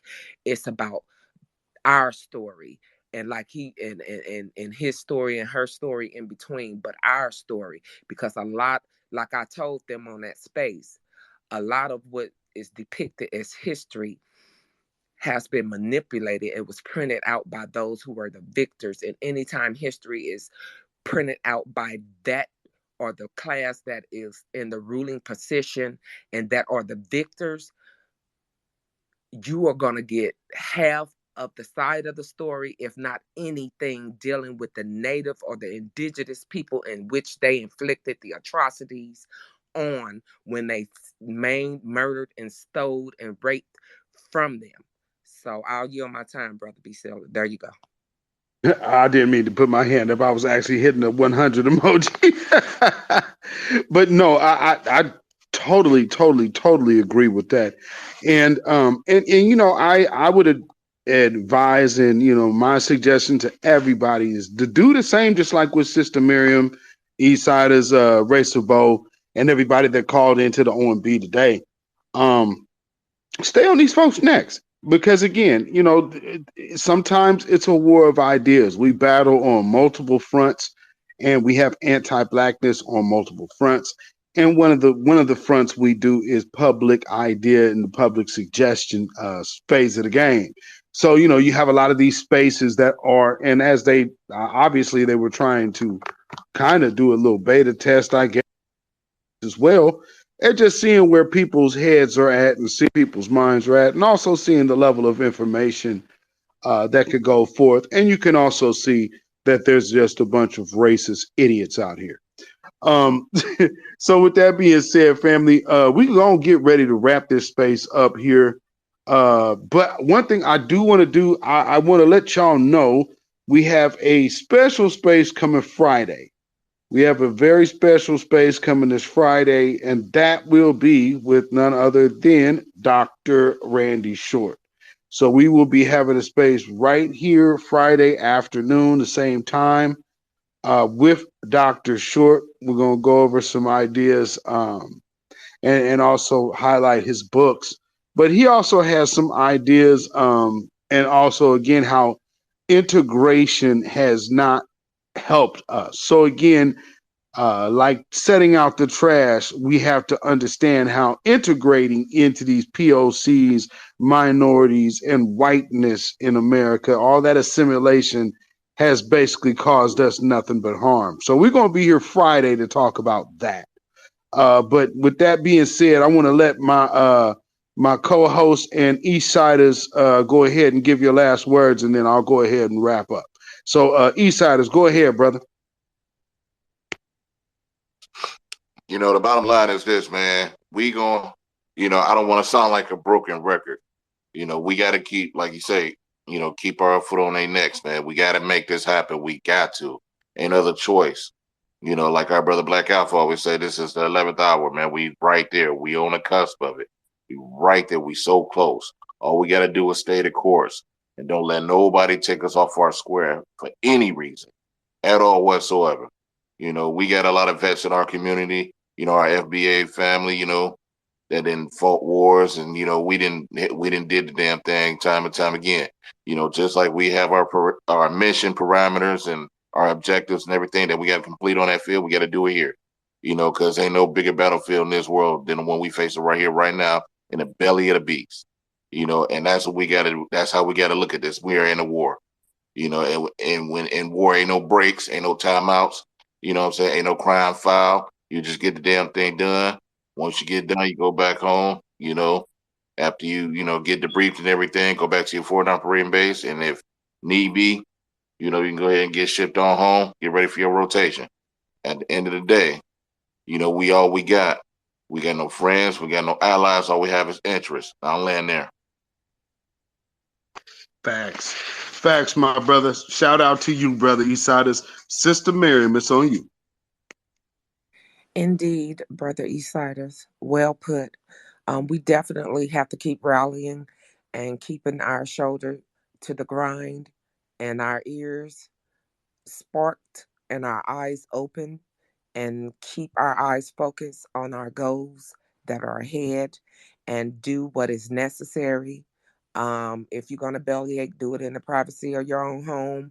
When we're on the international stage, we are there to represent, and we are not going to let anyone deter us. We're going to vet any and everybody who we see fit. And if you have a problem with that, that's your problem. And we definitely going to stay focused. And we're and hopefully everyone in this room, please do yourself the great service and a wonderful, wonderful deed to go over to our brother Black Alpha, who's about to start, who have the master teacher, Dr. Kaba. So we want to tune into that. And with that, I'll yield my time. Yes, indeed. Thank you so much, my sister. And again, like she said, go over to YouTube and make sure you follow my brother Black Alpha Network. Here's the video for this evening is actually in the Jumbotron right now. And after you subscribe to that, brother, go over to my channel, beatzillapdx Official, and subscribe on that channel as well. Also, make sure you hit up Afro Elite, Torian Rain Reloaded, and Kid Gravity Beyond, and Dwan B. Make sure you hit those brothers up and our brother Sage. Make sure you go to his Twitter page and go check out his links to his music, and go get all of his music that you can. With that being said, thank you once again, ladies and gentlemen, for tuning in to The Certified Truth. That is myself, Beatzilla PDX Official and Black Alpha Network. And of course, we have our sister, Miriam R., sitting in the house with us today. So for myself, my queen, and Queen Alpha, and my brother Black Alpha, thank y'all so much. And again, a special thanks to Sister Miriam for standing in for us today. So as always, family, just make sure that you stay tuned and stay watching what's going on, because we are setting the tone very much in our way. This is our time. So just like my brother always says, it's the best time ever to be a foundational Black American, because we are setting history by the second. And even like our sister Shantae said, just what she is seeing today, even on the news. So obviously, they have had those phone lines ablazing, and it was enough that they had to pay attention to this OMB thing, even more so than they've been trying to hide it. So there's a lot of things going on even locally on certain these local ends. I know there's sneaky business going on here, sneaky business going on up in Washington. Y'all stay as much on point as you can, because they are trying to sneak in reparations conversations without having foundational Black Americans in the conversation. And that is nothing that we can ever up to go for. Brother B. Silla, Brother Black Alpha is trying to connect. Oh, yes. And also, again, shout out to Brother JoJo as well, because he's kept the OMB situation alive and brought that forth and foremost, the links and everything. And like I said, there are 2 more forums to be held on it, and it will be Friday and Saturday this week. So if you want to get up and speak, if you didn't get a chance to, I suggest you call in early. It's going to convene, or start at 2 o'clock both times on both days, and it goes from this month all the way to April the 12th. You could go on the different links and um, that they have up there and actually give a written statement of what you want your ethnicity to be, and so much more. And there's a lot of other information there too. But that is so important. Please, Black family, please, Foundational Black American Family, and all the other acronyms in between. We're all Black, and we're foundational Black Americans. Whenever you get through with it, we need to show up and show out and make sure our voices are heard. This is so important. This is almost as important as drawing your next breath, because we cannot let others define us of who we are or stir our course in which we choose to focus and to lead ourselves in. We are the code, and the code is the leader. Stay informed, stay abreast, stay in touch. Always tune in to the new Black media, and that encompasses our brother Jason Black, our brother Tariq Nasheed, our brother Professor Black Truth, our brother Beatzilla, PDMX, our brother Black Alpha Network, our brother Afro Elite, our brother Torian Reigns Reloaded, our brother Kid Gravity, and so much more. You got our brother Voltron, Black Voltron. You have our brother the Great Black Shark. You have our sister Dillard, Vicky Dillard. You have our sister Lioness Crown. You have our wonderful people like D Tubman, our sisters Just Eve, our sister Black Alpha, our sister Judah, Queen Judah. You have all of them internet working and doing the darn thing. So there's no excuse why we shouldn't be informed. Our sister Juicy, our sister Nikki, the God. I mean, it's just so many of us on this front line doing what it do. And we love each and every one of you, because you all are important and you all serve a purpose, and you all have your strengths.